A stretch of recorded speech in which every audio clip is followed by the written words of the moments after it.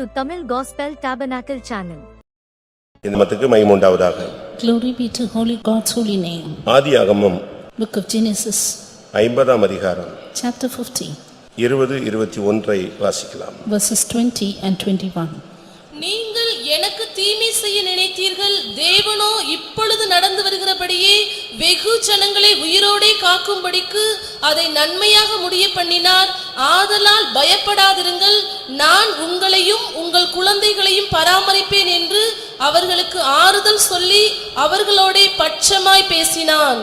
But as for you, ye thought evil against me, but God meant it unto good, to bring to pass as it is this day, to save much people alive. Now therefore fear ye not, I will nourish you and your little ones. And he comforted them and spake kindly unto them. கர்த்தருடைய பரிசுத்த நாமத்துக்கு மகிமை உண்டாவதாக. Glory be to God's holy name. இன்றைய message பராமரிக்கும் தேவன். Today's message is God who nourishes you. தேவன் பல விதங்களில் கிரியை செய்கிறதை நாம் வாழ்க்கையில பார்க்க முடியும். We in our life see God working in various ways. அவைகளில் தன்னை ஒரு விதத்தில் ஜனத்தை சபையை அவர் பராமரிக்கிற தேவன். And one of that is God nourishes his church, his people. பழைய ஏற்பாட்டிலும் சரி புதிய ஏற்பாட்டிலும் சரி தேவன் தம்முடைய ஜனத்தை நேரடியாகவும் மறைமுகமாகவும் பலரை கொண்டும் அவர் பராமரித்திருக்கிறார் என்று வேதம் சுட்டிக்காட்டுகிறது. Both in the Old Testament and the New Testament, the Bible says as to how the Lord has kept on nourishing many saints and the people of God. ஒவ்வொரு பகுதியிலும் போனவர்களும் கடைசியாக அறிக்கையிடுவது தேவன் என்னை பராமரித்தார். People who went through various paths finally confessed, God nourished me. இன்றைக்கு अनेகர் தங்களுடைய வாழ்க்கையில பராமரிப்பற்றவர்களாக, அநாதைகளாக, பிச்சைக்காரர்களாக, கைவிடப்பட்டவர்களாக பல இடங்களில் கிடப்பதை நாம் பார்க்கலாம். Today we see a variety of peoples in variety of situations in which they are forsaken, they are orphans, they are beggars. அநேகர் பாவிகளாக, துரோகிகளாக, இல்லாவிட்டால் மிகவும் கொடூரமானவர்களாக மாற்றப்பட்டதுக்கு காரணம் அவர்கள் சரியாய் பராமரிக்கப்படவில்லை. Many have turned sinners, treacherous, cruel people and even other wrong paths in their life, all because they are not nourished up in good way. இன்றைக்கு சமுதாயத்தில் குற்றவாளிகள் பெருகி இருப்பதனுடைய காரணம் அவர்கள் அதிகமாக சரியாய் பராமரிக்கப்படாததுதான். Today criminals have increased in the society just because they lack proper nourishment. ஒரு தாய் ஒரு தகப்பன் தன்னுடைய பிள்ளையை சரியாய் பராமரித்தால் அவன் ஓரளவு வளருவான், தெய்வீகமாய் மாறலாம். If a father and mother would nourish up their child well, then they would grow up in a divine way. ஒரு சபை தன்னுடைய ஜனங்களை சரியாய் பராமரித்தால் அந்த சபை மகிமையிலே போய் சேரும். A church, if it would nourish and keep its people well, they would reach the presence of God. ஆட்சியில் இருக்கிறவர்கள் தங்களுடைய தேசங்களை சரியாய் பராமரித்தால் தேசம் சேமத்தை சந்திக்கும். Those who rule, if they nourish their people well, then the land will flourish. ஆனால் நாமோ தேவனால் பராமரிக்கப்படுகிறோம். But we are nourished by God. யோபுவினுடைய வாழ்க்கையில பல பாதைகளில் அவன் கொண்டு செல்லப்பட்டவன். Job was a man who was taken through various paths in his life. வாழ்வில் எவ்வளவு ஏற்றம் உண்டோ அதை அவன் சந்தித்தான். He has met many kinds of paths in his life. எவ்வளவு தாழ்வு இருந்ததோ அதையும் அவன் சந்தித்தான். He met many ups and downs in his life. எவ்வளவு நன்மை இருந்ததோ அதையும் சந்தித்தான். Yes, he had many goodness in his life. எவ்வளவு தீமை அனுபவிக்க கூடாதோ அவ்வளவு தீமை அவன் சந்தித்தான். Enjoyed even much evil which he had not faced yet. ஆனால் இவைகளுக்கு மத்தியில அவனுடைய அறிக்கை என்ன? But amidst all these, what was his confession? யோபு 10ஆம் அதிகாரம் 12ஆம் வசனத்தில் பார்க்கும் பொழுது Job 10 and verse 12. எனக்கு ஜீவனை தந்ததும் அல்லாமல் தயவையும் எனக்கு பாராட்டினீர், உம்முடைய பராமரிப்பு என் ஆவியை காப்பாற்றினது. Thou hast granted me life and favor, and thy visitation hath preserved my spirit. Visitation இங்கே தமிழ்ல பராமரிப்பு என்று சொல்லப்பட்டிருக்கிறது. Here it is said, instead of the word visitation, thy nourishment hath preserved me. ஒரு தேவன் தன்னுடைய பிள்ளைகளை அவர் பராமரிக்கிறார். God nourishes his children. அங்கே அவன் சில காரியங்களை பேசுகிறான். And here he spoke of various முதலாவது things. நீர் எனக்கு ஜீவனை தந்தீர். Firstly, you have granted me life. இரண்டாவது எனக்கு தயவு பாராட்டினீர். Granted me favor too. மூன்றாவது எனக்கு உம்முடைய பராமரிப்பில் என்னை வைத்துக் கொண்டீர். And thirdly, kept me under thy visitation. மனித வாழ்க்கையில இந்த மூன்றும் ஒரு மனிதனுக்கு அவசியம். In human life, all the three are essential. இன்னைக்கு உலகத்தில் உள்ள எல்லாருக்கும் ஜீவன் இருக்கிறது, ஆனால் தேவனுடைய தயவு இல்லை. Everything has life in this world, but not the favor of God. எங்கே தேவனுடைய தயவு இருக்கோ அங்கே தேவனுடைய பராமரிப்பு இருக்கும். Where the favor of God is, there is nourishment of God too. தேவனுடைய தயவு இல்லாத இடத்தில் தேவனுடைய பராமரிப்பை நாம் கண்டுபிடிக்க இயலாது. Where there is no favor of God, you cannot see the nourishment from God. முதலாவது தேவன் நமக்கு ஜீவனை தருகிறார். First of all, God grants us life. அது எழுத்தின் பிரகாரமாக பார்க்கும் பொழுது இந்த உலகத்தில் நாம் உயிரோடு இருப்பதை காண்பிக்கிறது. In a literal sense, it shows we are alive upon this earth. ஆனால் நமக்கு ரட்சிப்பு கொடுத்தது ஒரு ஜீவன் என்று வேதம் சொல்லுகிறது. But the word of God says it is a life which had saved us. 1 யோவான் 3 அதிகாரம் 14 வசனத்தை நாம் பார்க்கும் பொழுது 1 John 3:14. நாம் ஒரு மனிதன் இந்த உலகத்தில் ரட்சிக்கப்பட்டு உண்மையான அன்பை கூறுவானானால் அவன் மரணத்தை விட்டு நீங்கி ஜீவனுக்கு உட்பட்டிருக்கிறான் என்று வேதம் சொல்லுகிறது. The word of God says we have passed from death unto life because we love the brethren.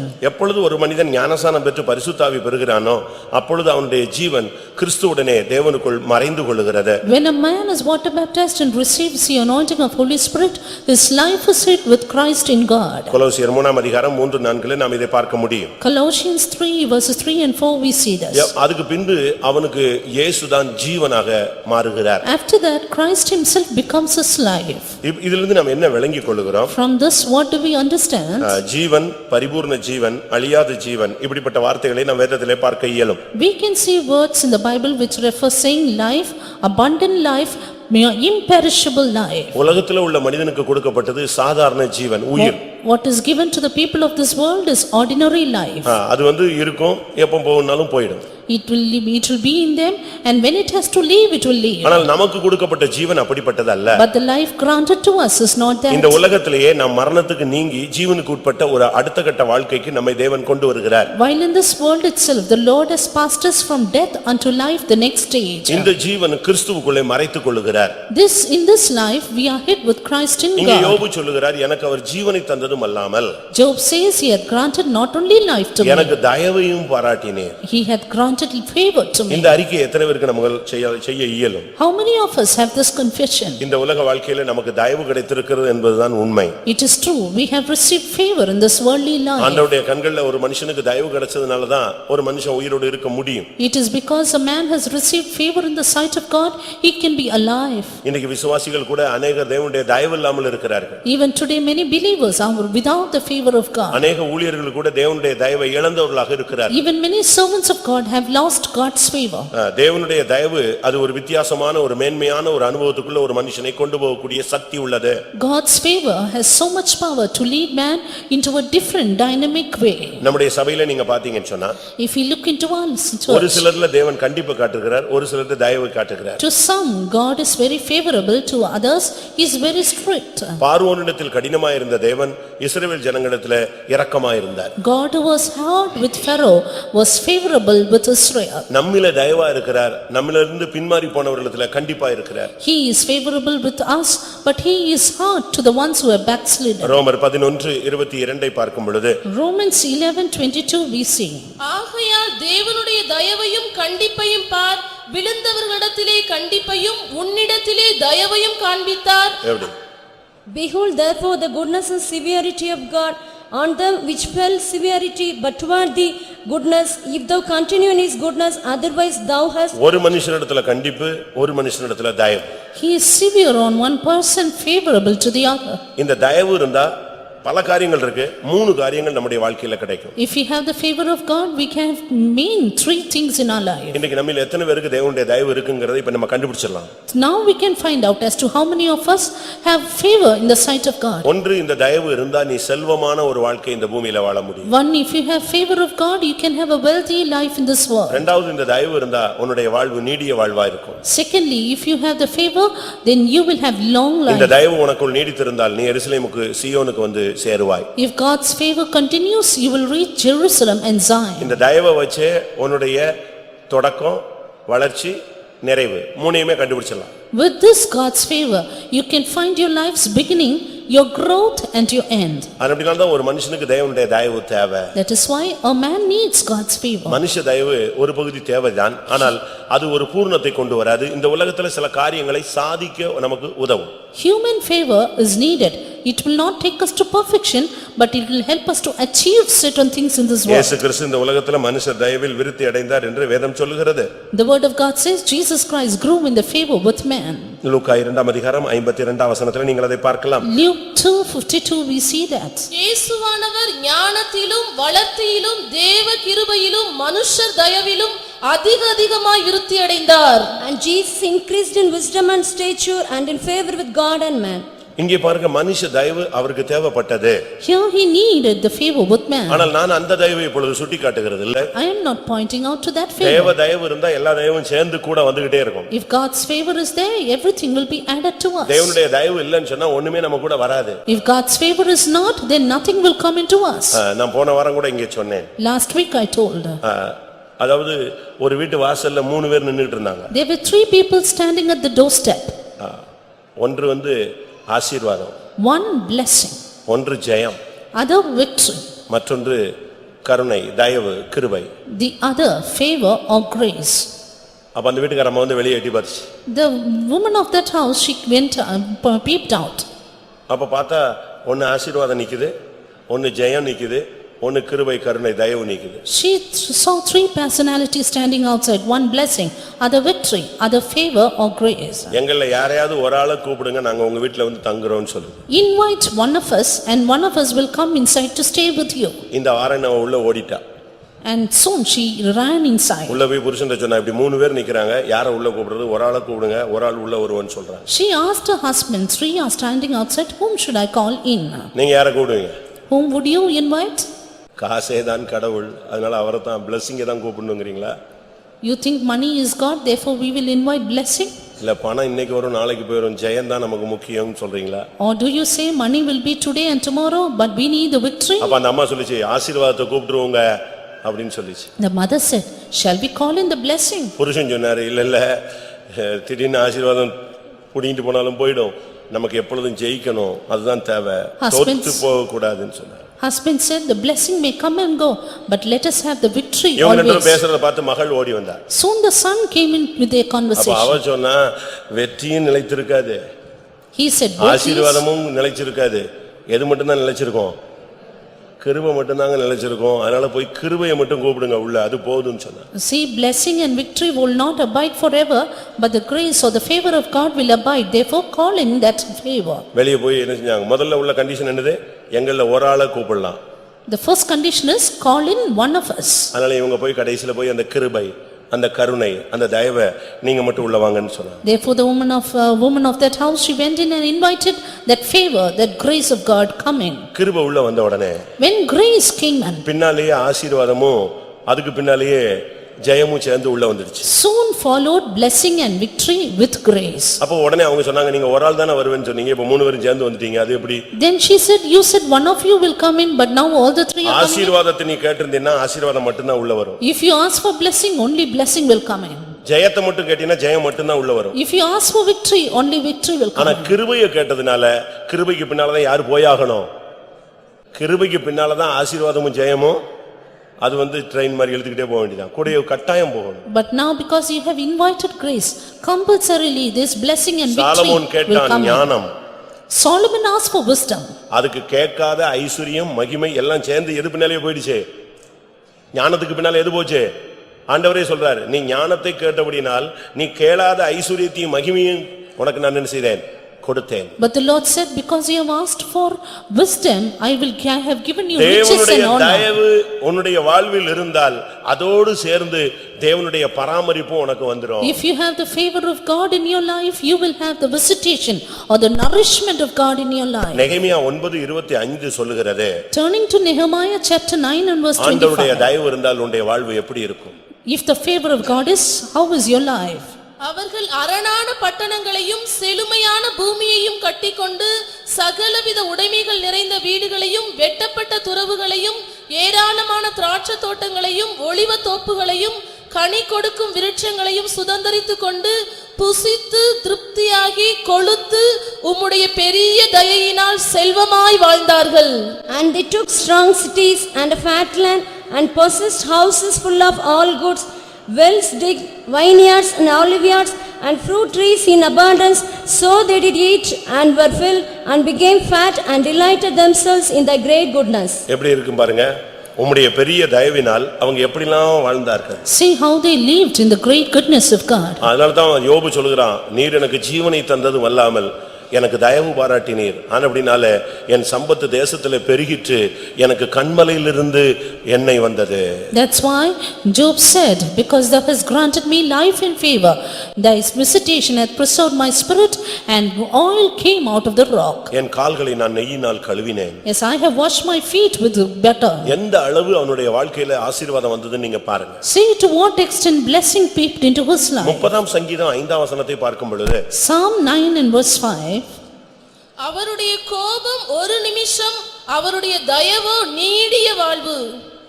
ஒரு மனிதனுடைய வாழ்க்கையில கர்த்தருடைய தயவு இருந்தா அவனுடைய வாழ்க்கை நீடித்திருக்கும். If a man has favor in his life, then his life will be long enough. அவன் தடுமாற மாட்டான், He will not stumble. பின்மாற மாட்டான். He will not backslide. சபையில அவனுடைய வாழ்க்கை நீடித்த வாழ்க்கையா இருக்கும். And he will have prolonged life. Ezra 7ஆம் அதிகாரம் 9ஆம் வசனத்தை பார்க்கும் பொழுது Ezra 7 and verse 9. எஸ்றா 7:9 சொல்லி இருக்கிறது, அவருடைய தயமுள்ள கரம் இருந்தபடினால் முதலாம் மாதம் முதல் தேதியிலே அவன் பாபிலோனிலிருந்து பிரயாணமாக புறப்பட்டு 5ஆம் மாதம் முதல் தேதியிலே தன் தேவனுடைய தயவுள்ள கரம் தன்மேல் இருந்ததினால் எருசலேமுக்கு வந்தான். For upon the first day of the first month began he go up to Babylon, and on the first day of the 5th month came to Jerusalem, according to the good hand of his God upon him. ஆண்டவருடைய தயவுள்ள கரம் உன்னோடும் உன்னுடைய பிள்ளைகளோடும் உன் சந்ததியோடும் இருக்குமானால் நீ எருசலேம் வந்து சேருவாய். If the favorable hand of God is with you, with your children and your family, you will reach Jerusalem. ஒரு ஊழியனோடு தேவனுடைய கரம் கூட இருந்தால் அவன் சீயோன் வந்து சேருவான். If the hand of God is with the servant of God, he will reach Zion. கர்த்தருடைய பரிசுத்த நாமத்துக்கு மகிமை உண்டாவதாக. Glory be to God's holy name. இங்கே தேவனுடைய பராமரிப்பை நாம் பார்க்கிறோம். Here we see the nourishment of God. இன்றைக்கு இந்த பராமரிப்பு இல்லாதபடியால் தான் அநாதை இல்லங்கள் உண்டாகிறது. Today it is because there is no proper nourishment. There are orphanages. முதியோர்களை பராமரிக்க பிள்ளைகள் இல்ல. There are old age homes, no nourishment from அப்படி children. பிள்ளைகள் இருந்தாலும் பிள்ளைகளா இல்ல. And even if they have children, they are not children. நீங்க யோசிச்சு பாருங்க. Just think. இன்னைக்கு கைவிடப்பட்ட ஜனங்கள் எவ்வளவு பேர் இருக்காங்க. Today how many people are forsaken? வியாதி அதிகமானா கைவிடப்பட்டிருக்காங்க. They are forsaken because of their sickness. நீங்க பைபிள்ல படிக்கும் பொழுது In the Bible we see. முதலாம் சாமுவேல்ல நான் பார்க்கும் பொழுது Reading 1 Samuel. வேதம் சொல்லுகிறது, ஒரு அமலேக்கியனை இல்லாவிட்டால் ஒரு எகிப்தியனை ஒரு அமலேக்கியன் கைவிட்டான் என்று சொல்லி இருக்கிறது. The word of God says as to how the Amalekite forsook an Egyptian. ஒரு யுத்தத்தை முடித்து தாவீது திரும்பி வரும் பொழுது தேசம் சுட்டெரிக்கப்பட்டு போய்விட்டது. After the battle, when David returned, he saw the city being burned. 1 Samuel 30ஆம் அதிகாரத்தில் நீங்கள் இதை பார்க்கலாம். 1 Samuel chapter 9 we see. 13ஆம் வசனத்தை வாசியுங்கள். Verse 13. தாவீது அவனை நோக்கி, நீ யாருடையவன், நீ எவ்விடத்தான் என்று கேட்டதற்கு அவன், நான் ஒரு அமலேக்கியனுடைய வேலைக்காரனாகிய எகிப்து தேசத்து பிள்ளையாண்டான். 3 நாளைக்கு முன் நான் வியாதிப்பட்ட போது என் எஜமான் என்னை கைவிட்டான். And David said unto him, To whom belongest thou, and whence art thou? And he said, I am a young man of Egypt, servant to an Amalekite, and my master left me because 3 days agone I fell sick. எப்படி? நான் வியாதிப்பட்டேன், என் எஜமான் என்னை கைவிட்டான். 30 and 13, I was sick and my master forsaken me.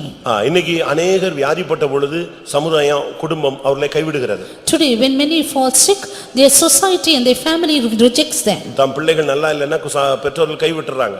Even the parents are forsaken by their children. இன்னைக்கு உலகத்தில் இப்படிப்பட்ட சம்பவங்கள் ரொம்ப நடக்குது. Today there are lots of happenings like that in the world. பராமரிப்பற்ற மனிதர்கள், பராமரிப்பற்ற மிருகங்கள், பராமரிப்பற்ற ஜனங்கள், பராமரிப்பற்ற தேசங்கள், இப்படி எவ்வளவோ நம்ம சொல்லிக்கிட்டே போகலாம். The land and the people and so many things which are being left forsaken. இன்னைக்கு பெற்றோர்கள் अनेக பிள்ளைகளுக்கு பெரிய பாரமா இருக்காங்க. Today parents are a great burden to the children. ஒரே ஒரு பிள்ளையை பெத்துட்டு அந்த பிள்ளையும் இல்லன்னு சொன்ன உடனே இந்த பிள்ளை இவங்க அனாதையா மாறிடுறாங்க. They have begotten one child and finally when the child rejects them, they become orphans. அதனால 4-5 பிள்ளைகளை பெத்துட்டா 4-5 பிள்ளைகளும் சண்டை போட்டு நீ 4 மாசம் பாரு, நீ 1.5 மாசம் பாரு, நீ தானே சொத்து அதிகமா வாங்கியிருக்கேன்னு சொல்லி இதுல நாய் மாதிரி இவங்களை விரட்டல பராமரிப்பே இல்லாம போயிடுது. Having begotten 4 or 5 because they chase them like a dog, finally they lose the nourishment. உண்மைதானே? Is it not true? இன்னைக்கு உலகத்துல அப்படித்தான் இருக்கு. It is like that in the world today. அநேக இடங்கள்ல பெற்றோர்கள் பராமரிக்கப்படாமல் இருக்கிறார்கள், பிள்ளைகள் பராமரிக்கப்படாமல் கிடக்கிறார்கள். In many places, the parents are left without nourishment and even the children. ஒரு இடத்துல ஒரு பையன் வந்து தன்னுடைய அப்பாவை கொண்டு போய் முதியோர் இல்லத்துல சேர்க்கறான். In one place, a son left his father in the old age home. ஒரு ஃாதர் ஆர்சி ஃாதர்ட்ட கொண்டு போய் பிள்ளைய அப்பாவை விடுறான். He left his father to a reverend in an RC. அவருக்கு சாப்பாட்டுக்கெல்லாம் ஃபீஸ் கட்டிடுறான், மாசம் மாசம் நான் வந்து கட்டிடுறேன்னு சொல்றான். Gave him the fee for the food and he said, I will pay it every month. எல்லாம் பே பண்ணி வெளியே வர்றான். Finally he came out. வெளியே வரும்போது ஒய்ஃப் ஃபோன் பண்றா. And soon the wife came out. என்னங்க உங்க அப்பாவை செட்டில் பண்ணிட்டீங்களா? Did you settle your father, she asked. எப்படி ஃபங்க்ஷனுக்குலாம் வருவாரா வர மாட்டாரா? வர வேண்டாம், அவருக்கு சுகர் ஒத்து வராது, அங்கேயே இருக்கட்டும். Will he come for the functions or not? Let him not come because he is sick. இந்த நேரத்துல அந்த ஃாதர் வராரு. At this time the reverend came in. நீங்க பார்த்திருப்பீங்க, படிச்சிருப்பீங்க, You would have read about this and heard about this. அந்த RC father வராரு. That RC reverend, he came in. இவன் போய் சூட்கேஸை கார்ல இருந்து எடுத்துட்டு வரான், அப்பா சூட்கேஸை செட்டில்மென்ட் பண்ணிட்டு.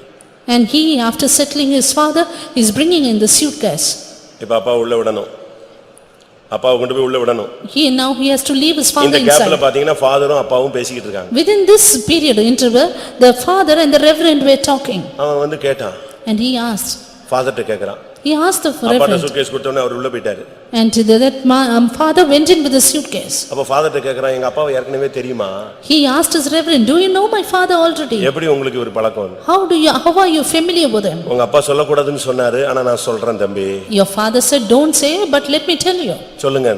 Tell me. 30 வருஷத்துக்கு முன்னால அவருக்கு தனக்கு பிள்ளை இல்லைன்னு சொல்லிட்டு இதே அநாத ஆசிரமத்துல வந்து ஒரு பிள்ளை எடுத்துட்டு போனாரு. அந்த பிள்ளை தான் நீ. உன்னை அநாதைய வளர்த்தாரு, இப்ப என்ன வந்திருக்க? உங்க அப்பாவை அநாதையா கொண்டு வந்து எங்க விட்டு போற? இங்க விட்டு போறேன்னு. அப்பதான் பேய் அரைஞ்ச மாதிரி நின்னான். 30 years ago, because your father had no child, he took a child from this orphanage, and now you have made your father an orphan and left him here and gone away. நம்முடைய பராமரிப்பெல்லாம் எப்படி இருக்கு? See how it is, how are you nourished? உங்களுடைய பெற்றோர்களை பராமரிக்கிறீங்களா? Do you nourish your parents? இன்னைக்கு பராமரிப்பற்ற ஒரு தன்மை இருக்கு.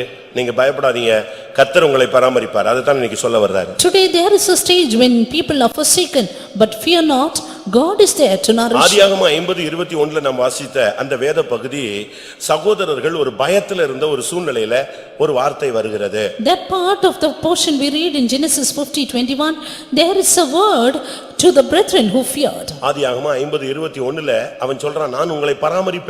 And here in 21 he says, I'll nourish you. ஏன் அவன் பராமரிப்பேன்னு ஒரு ப்ராமிஸ் பண்றான்? Why does he promise to nourish them? அவங்க அண்ணன் தம்பிக்குள்ள இப்ப பயங்கரமான ஒரு பயம். There was a terrible fear gripping the brethren. ஏன்னா இவங்க ஒரு காலத்துல இவனை குழியில போட்டவங்க. Because they had once cast his brother into the pit. இவனை கொன்றணும்னு முடிவு பண்ணவங்க. Once decided to kill him. இவன் தரிசனம் எப்படி நிறைவேறுதுன்னு பார்க்கலாம்னு சேலஞ்ச் பண்ணவங்க. Once challenged to whether the fulfillment of dream will be. இவனை கொண்டு போய் வித்து காசு எடுத்துக்கிட்டவங்க. Once sold him and got the money.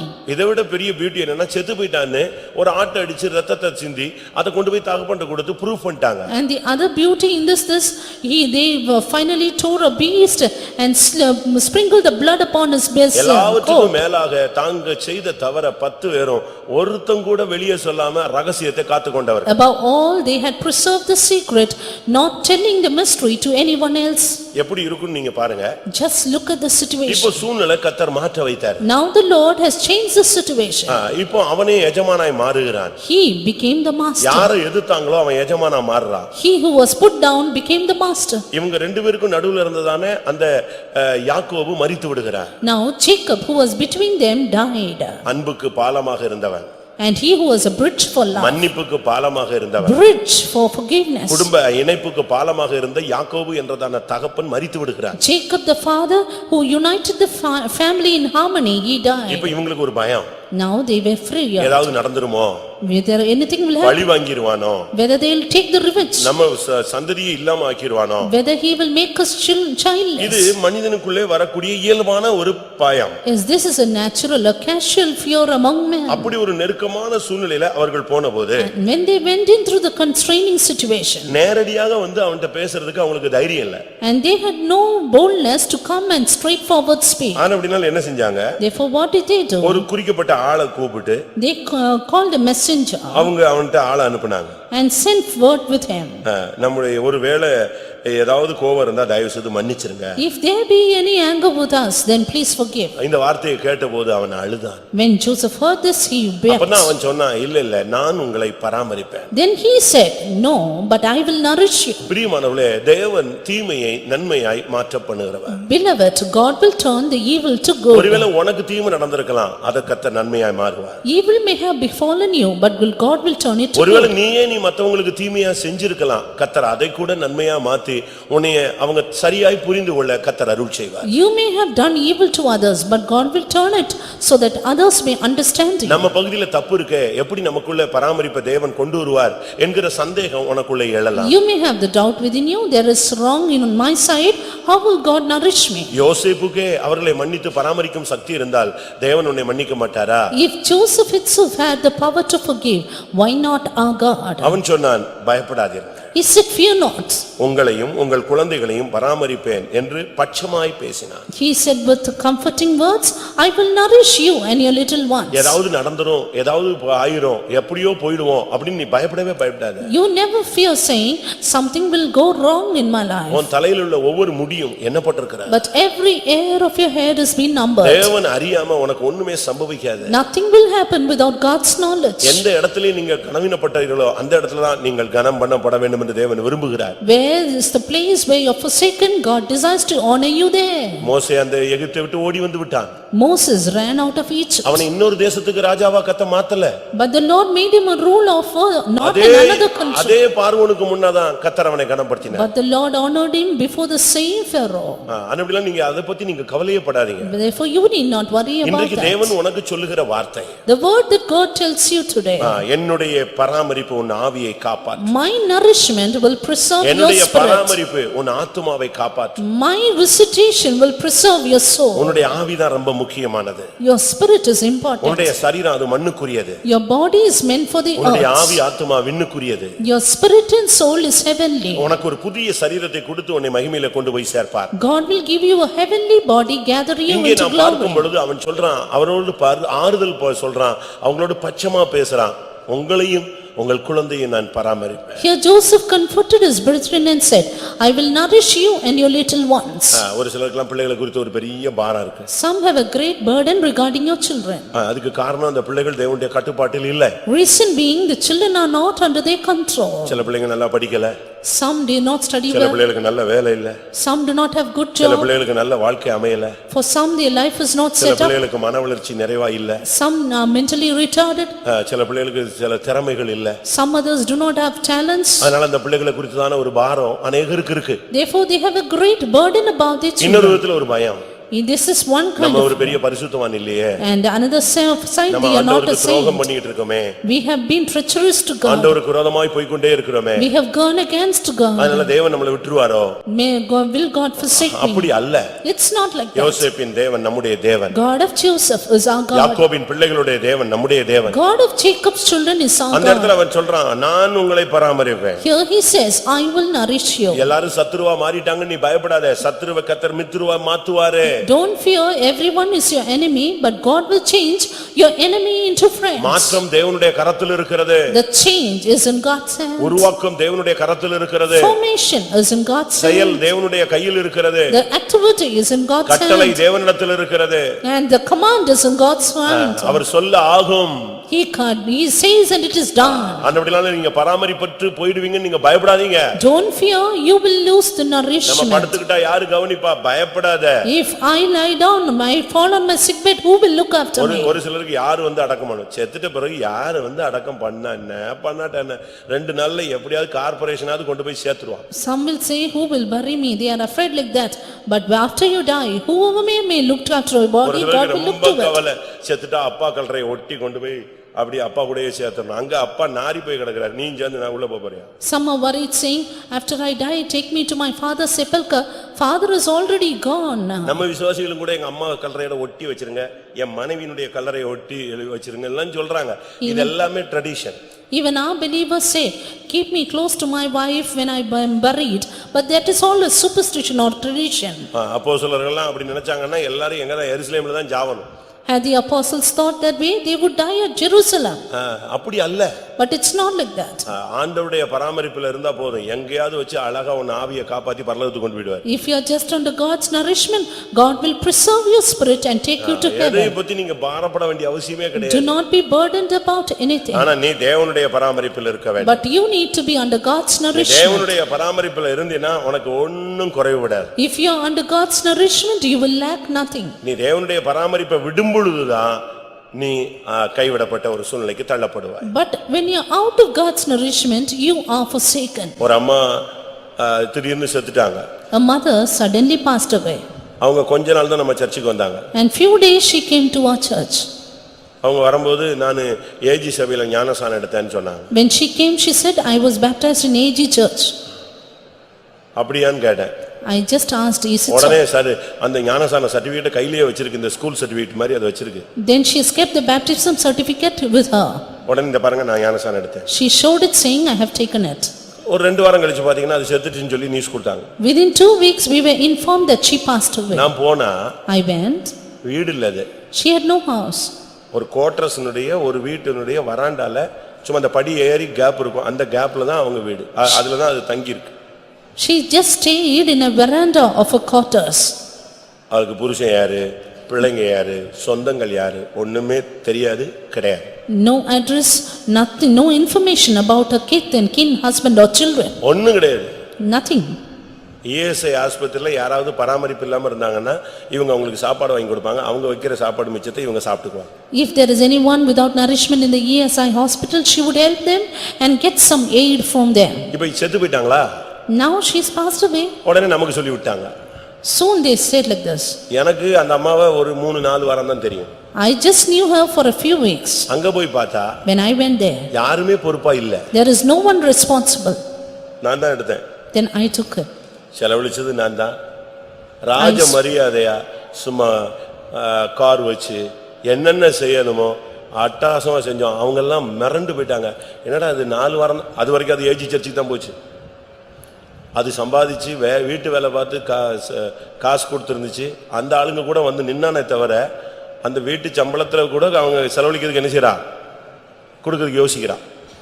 And I went for her and I spent for her. People thought of giving even a little money to spend for her, but I gave her a royal funeral service. ஏன்? Why?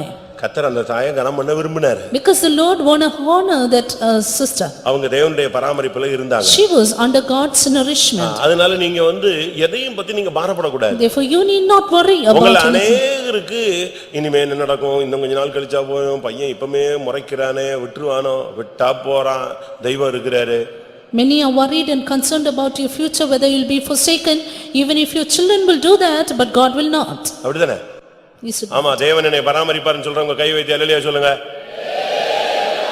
கோபத்துல சொல்றீங்களா, துக்கத்துல சொல்றீங்களா? ஆமா, அவன் மூடினாலும் கர்த்தர் பராமரிப்பார்னு சொல்றீங்களா? இல்ல, அவர் எனக்கு ஜீவனை தந்ததும் அல்லாமல் எனக்கு தயவையும் பாராட்டினார். அவருடைய பராமரிப்பு என் ஆவியை காப்பாற்றும். He hath granted me life and favor, and his visitation or nourishment shall preserve my spirit. இந்த மெசேஜ் ஏன் இப்படி கர்த்தர் பேசுறாரு? How is God speaking to you நீ like this எந்த today? துரோகியா இருந்தா கூட கர்த்தர் உன்னை பராமரிப்பார்னு சொல்ல வராரு. However treacherous you are, God will nourish you. ஏன்? Why? இங்க பாருங்க, அவனை குழியில தூக்கி போட்டவங்க இவங்கதான். Here these were the people who cast him into the pit. குழியில கல்ல தூக்கி எறிஞ்சது இவங்கதான்.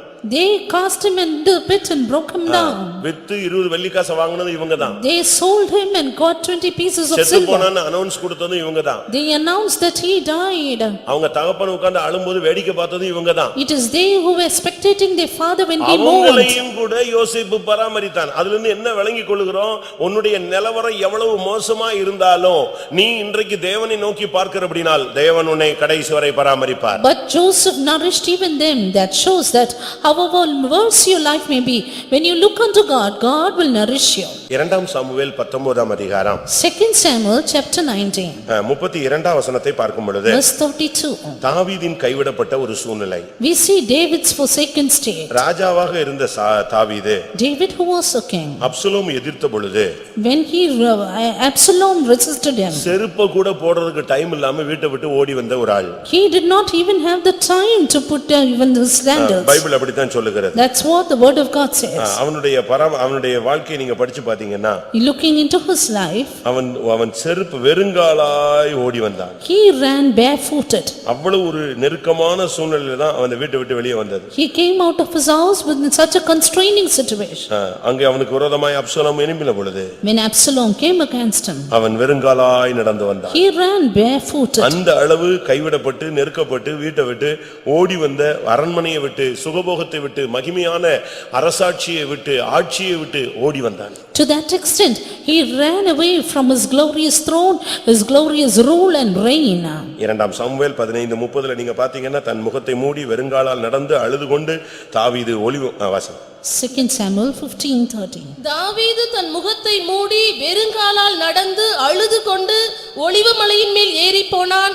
அவனோடு இருந்த சகல ஜனங்களும் முகத்தை மூடி அழுது கொண்டு ஏறினார்கள். எப்படிப்பட்ட ஒரு சூழ்நிலைன்னு நீங்க படிச்சு பாருங்க. See what a constraining situation it is. நல்லா இருந்த சூழ்நிலை அப்படியே வேரோடு பிடுங்கப்பட்டது மாதிரி இருந்தது. The good times suddenly were uprooted. அவனுடைய வாழ்க்கையில ஒரு பெரிய தாழ்வு. A great humiliation. அவனுக்கு கனவுலயோ தரிசனத்திலயோ வெளிப்படுத்தலையோ ஒண்ணுமே கிடைக்கல.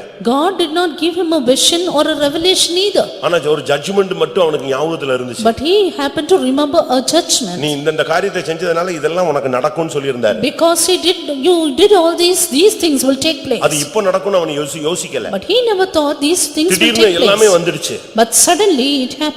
ஒரு செகண்ட்ல செருப்பு கிருப்பு போடுறது கூட நேரம் இல்லாம வீட்டை விட்டு ஓடியே போயிட்டான். In a second he walked away barefooted. ரோடெல்லாம் அழுதான், மலையெல்லாம் அழுதான். அவனுக்கு என்ன பண்ணணும்னு தெரியல. முகத்தை மூடிட்டு அழுதுட்டே போனான். He walked away covering his face all the way barefooted and weeping. ஒரு மனிதனுடைய நிலவரம் எப்படி மாற்றப்படுகிறது என்பதை சிந்தித்து பாருங்க. Look how the situation of a man suddenly changes. இப்போ அவனால ஒண்ணுமே பண்ண முடியாது. Now he could not do anything. கையில சாப்பாட்டுக்கு ஒண்ணும் கிடையாது. And nothing for his foodstuff. எங்க போய் என்ன வாங்கி எங்க சாப்பிடுறது? What shall he go do for his அடுத்து food? என்ன நடக்கும்னு தெரியாது. Do not know what will happen next. இதே போன்ற ஒரு சூழ்நிலை யாக்கோபுக்கு வந்ததாக பைபிள்ல சொல்லியிருக்கு. And it said in the Bible Jacob had such a situation. யாக்கோபு தன் தகப்பனை ஏமாற்றி ஆசீர்வாதத்தை வாங்கின பொழுது Jacob supplanted his father, got the blessing. ஏசா அவனை கொல்ல எத்தனித்தான். And Esau wanted to kill him. அதனால தாயும் தகப்பனும் அவனை அனுப்பி விட்டார். Therefore his father and mother sent him away. History என்ன சொல்லுகிறது? What does the history say?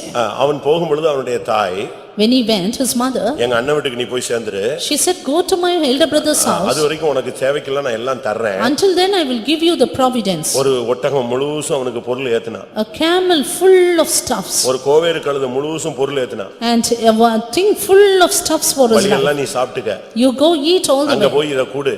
And you go there and உன்னை give நல்லா it. கனம் பண்ணி வெச்சுக்குவான் எங்க And அண்ணன். they will honor and keep you. எல்லாம் சொல்லி தான் அனுப்புனா.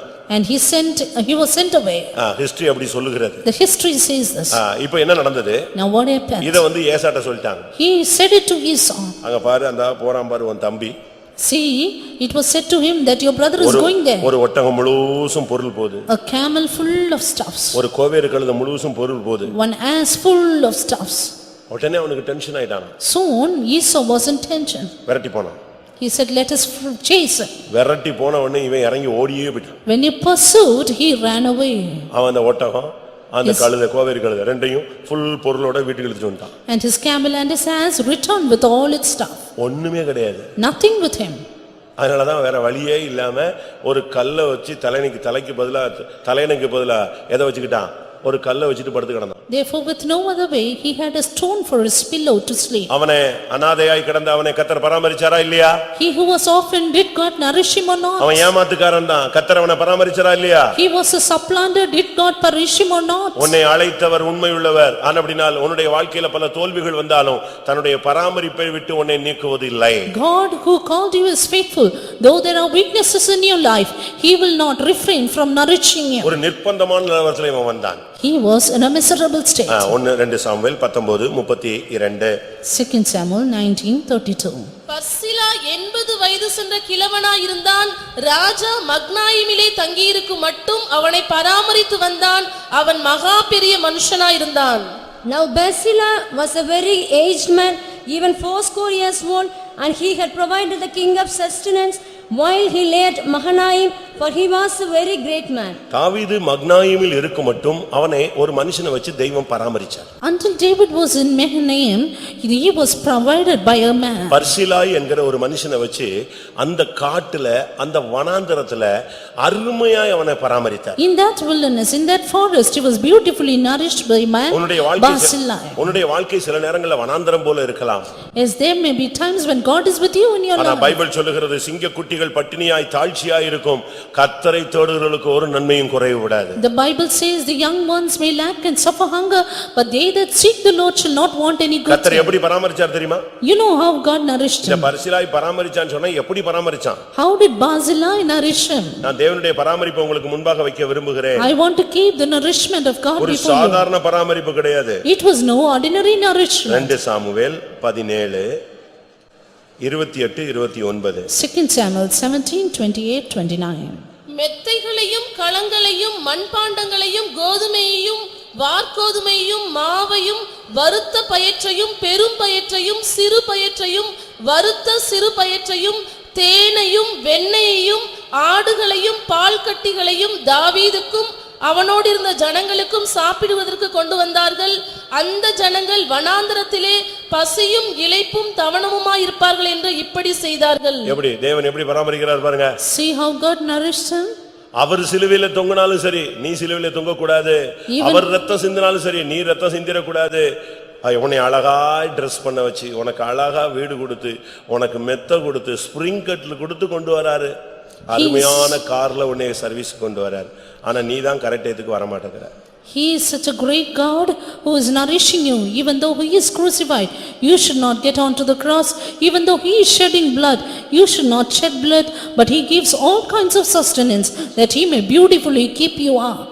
தன்னுடைய சொந்த பையன் இப்படி வந்துட்டானேன்னு சொல்லி ஒரு பொருள் எடுக்க முடியாம சாப்பாட்டு கூட ஒண்ணு எடுக்க முடியாம செருப்பு போட முடியாத அவசரத்துல வீட்டை விட்டு ஓடி வந்ததான தாவீத அந்த வனாந்தரத்துல அந்த முள்ளு காட்டுல தண்ணி இல்லாத இடத்துல அருமையா மெத்த கொடுத்து தேன் கொடுத்து அழகா பால் கட்டி கொடுத்து வெண்ணெய் கொடுத்து எவ்வளவு அருமையாய் தெய்வம் தன்னுடைய பிள்ளையை போஷிச்சார். This David who fled away from his house because his own son came against him, he who ran away barefooted and weeping all the way with no footstep, the Lord nourished him beautifully with honey and butter and brought beds and basins. நான் வறுமையில இருந்தேன், தரத்தரத்துல இருந்தேன், சாப்பாட்டுக்கு வழி இல்லாம இருந்தேன், எங்கேயோ சுத்திக்கிட்டு இருந்தேன்.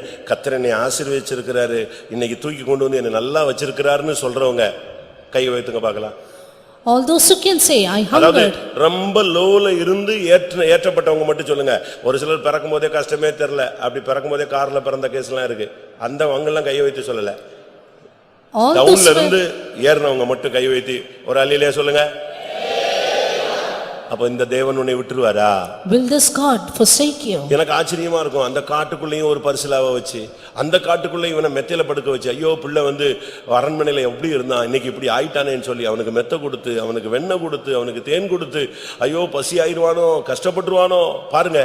அந்த தாய் தகப்பனை விட கரிசனையா தேவன் ஒருத்தனை வச்சு செஞ்சாரு. See how God nourished David more than his father and mother, so much that because he left his palace and he was found lonely and the Lord gave him everything he needed. நீங்க உங்கள எத்தனை பேர் இப்படி இருப்பீங்க? How many of you have felt this? நம்ம பிள்ளைகளுக்கு கஷ்டமே வரக்கூடாதுன்னு அப்படியே பிறந்ததுல இருந்து அப்படியே வளர்த்துட்டு வரோம்.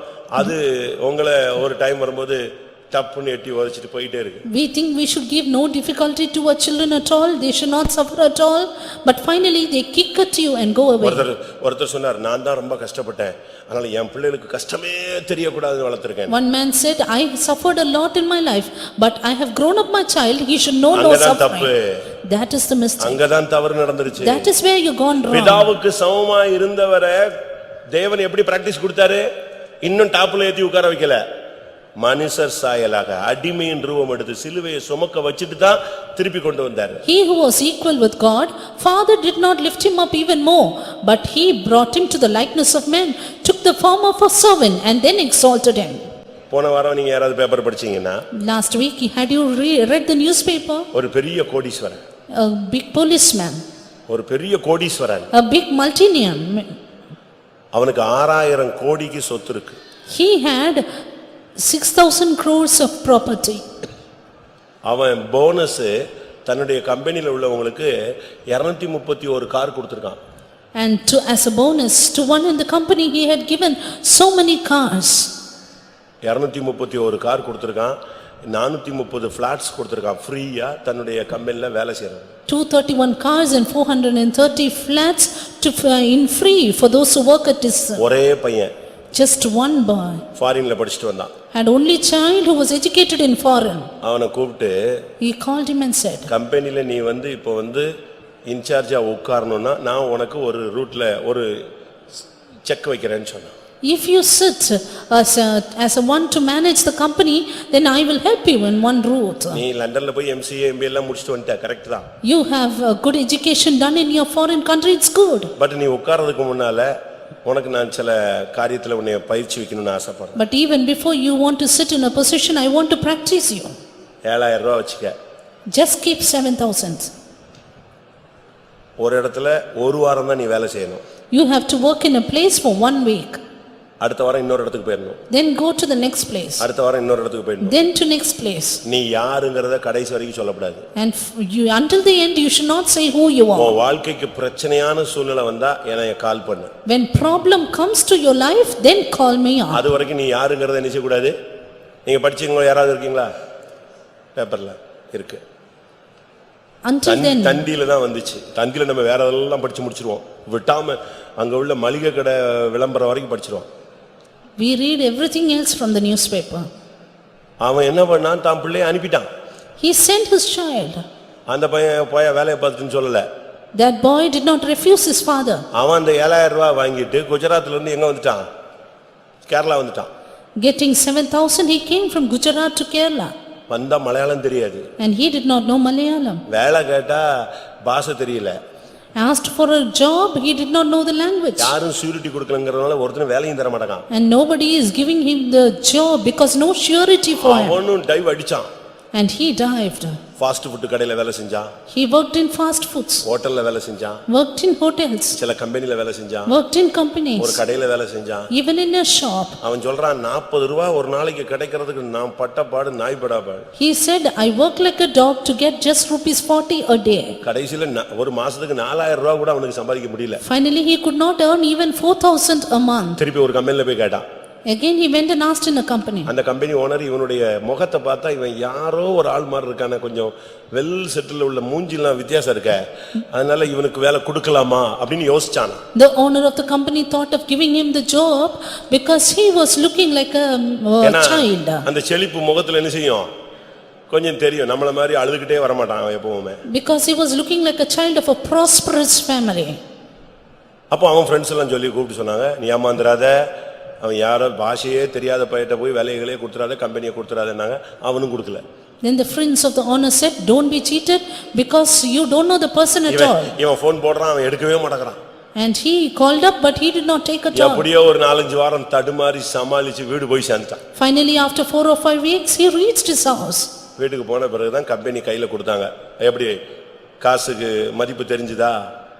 It is then he said, do you know the value of money? ஒரு நேர சாப்பாட்டுக்கு ஒருத்தன் எவ்வளவு கஷ்டப்படுறான்னு தெரிஞ்சுக்கிட்டியா? Do you know how people suffer for one meal? இவன் யாரெல்லாம் மீட் பண்ணானோ அவங்க அப்பா ஒரு வைர வியாபாரி. அங்க கம்பெனில இருந்து போன் வந்துச்சு, என் பையனுக்கு ஒரு நேரம் சாப்பாடு கொடுத்தீங்கல்ல, தேங்க்ஸ். என் பையனுக்கு சாப்பாடு இல்லாம வாசல்ல நிக்கும்போது சாப்பாடு கொடுத்தீங்க, வேலை கொடுத்தீங்கன்னு சொன்னாங்கன்னு தான் அவன் என்ன யோசிக்கிறான், நம்ம கடையில வந்து ஃபாஸ்ட் ஃபுட்ல பாத்திரங்கள் விடுறது யாரு? பெரிய கோடீஸ்வரன். அப்பதான் தெரிஞ்சுச்சு. And in all the companies where he worked, his father thanked them for giving a meal to him, and then they understood who he was. இப்போ நீங்க உங்க பிள்ளைகிட்ட நாங்க அந்த காலத்துல கஷ்டப்பட்டனா தொடங்கிட்டாரியாமா? And you say we suffered on the other day, and children should not know that. அந்த காலத்துல திருப்பி தொடங்கியாச்சா? ஐயோ இயேசுவே, நான் இப்ப பார்த்து வீட்டுக்குள்ள வந்துட்டேனே. ஏன்னா அவனுக்கு அந்த கஷ்டத்தின் கதையை கேட்கிறதுக்கு என்ன இல்ல. இது போல தான் இன்னைக்கு சபையில சிலுவையை பத்தி பேசினா கேட்கிறதுக்கு ஆள் இல்ல. That is how there are no people in the church to hear the gospel of the cross. சிலுவையை பத்தி பேசினா கூட அவங்களுக்கு மண்டையில ஏறல. நேத்து ஒருத்தர் எனக்கு ஃபோன் பண்ணார். And yesterday one person called me up. ஐயா, நான் 17 வருஷமா சிலுவை தரிசனத்துக்காக கேட்டுட்டு இருக்கேன், எனக்கு கிடைக்கல, எனக்கு அது கிடைக்க முடியாது, ஜெபம் பண்ணுங்க. 17 years together I am asking for the vision of the cross. Please pray that I may get it. ஏன் சிலுவை காட்சியை தரிசனம் கொடுத்தாதான் அழுவியா? நீ அதை சிந்திச்சாலே அழலானா? கல்லான இருதயம் உடைய மாட்டேங்குது, அதை பார்த்தாதாவது நான் அழுவனான்னு பாக்குறேன்னாரு. ஓஹோ, இவருக்காக இனி ஒரு ட்ரிப் சிலுவையில அவர் தொங்கியே ஆகணும். And he said, because my heart is so hard, I should see the vision, only then I can cry. Then I thought Jesus should die once again for this man. இன்னைக்கு நம்முடைய நிலவரம் என்ன? Today, what is our state? இன்னைக்கு நீங்க எந்த நிலவரத்துல இருந்தாலும் கர்த்தர் உன்னை பராமரிக்கிறார். In whatever state you may be, God nourishes you. ஒரு ஐசுரியவானை போல அபிஷேகம் பண்ணப்பட்டு விட்டான் என்கிற ஒரே காரணத்துக்காக தாவீதை மெத்த கொடுத்து தேன் கொடுத்து வெண்ணெய் கொடுத்து அப்படியே அவனுக்கு நொறுக்கு திணி மாதிரி பயிர் வறுத்தது வறுக்காதது கையில கொடுத்து அவனை அழகாக கொண்டு வந்தாரு. அதுபோலதான் தேவன் உன்னை பராமரிப்பார், பயப்படாத. Just because God has anointed David, he nourished him so well with honey, beds and butter and everything else, and even so God will do to you. உன் பிள்ளை தான் உன்னை பராமரிக்கணும்னு நினைக்காத. பரிசுலாய் போல ஆட்களை கர்த்தர் வச்சிருக்கிறாரு. Don't think your children should nourish you, but God has kept people like Barzillai. பரிசுலாக்கும் இவனுக்கும் எந்த உறவும் கிடையாது. And Barzillai and David are not related at all. தேவன் ஏற்படுத்தி வைத்த ஒரு ஆள். But it was a man whom God connected. அதனால புருஷன் பராமரிப்பானா, மனைவி பராமரிப்பாளா, பிள்ளை பராமரிப்பானான்னு பார்க்காத.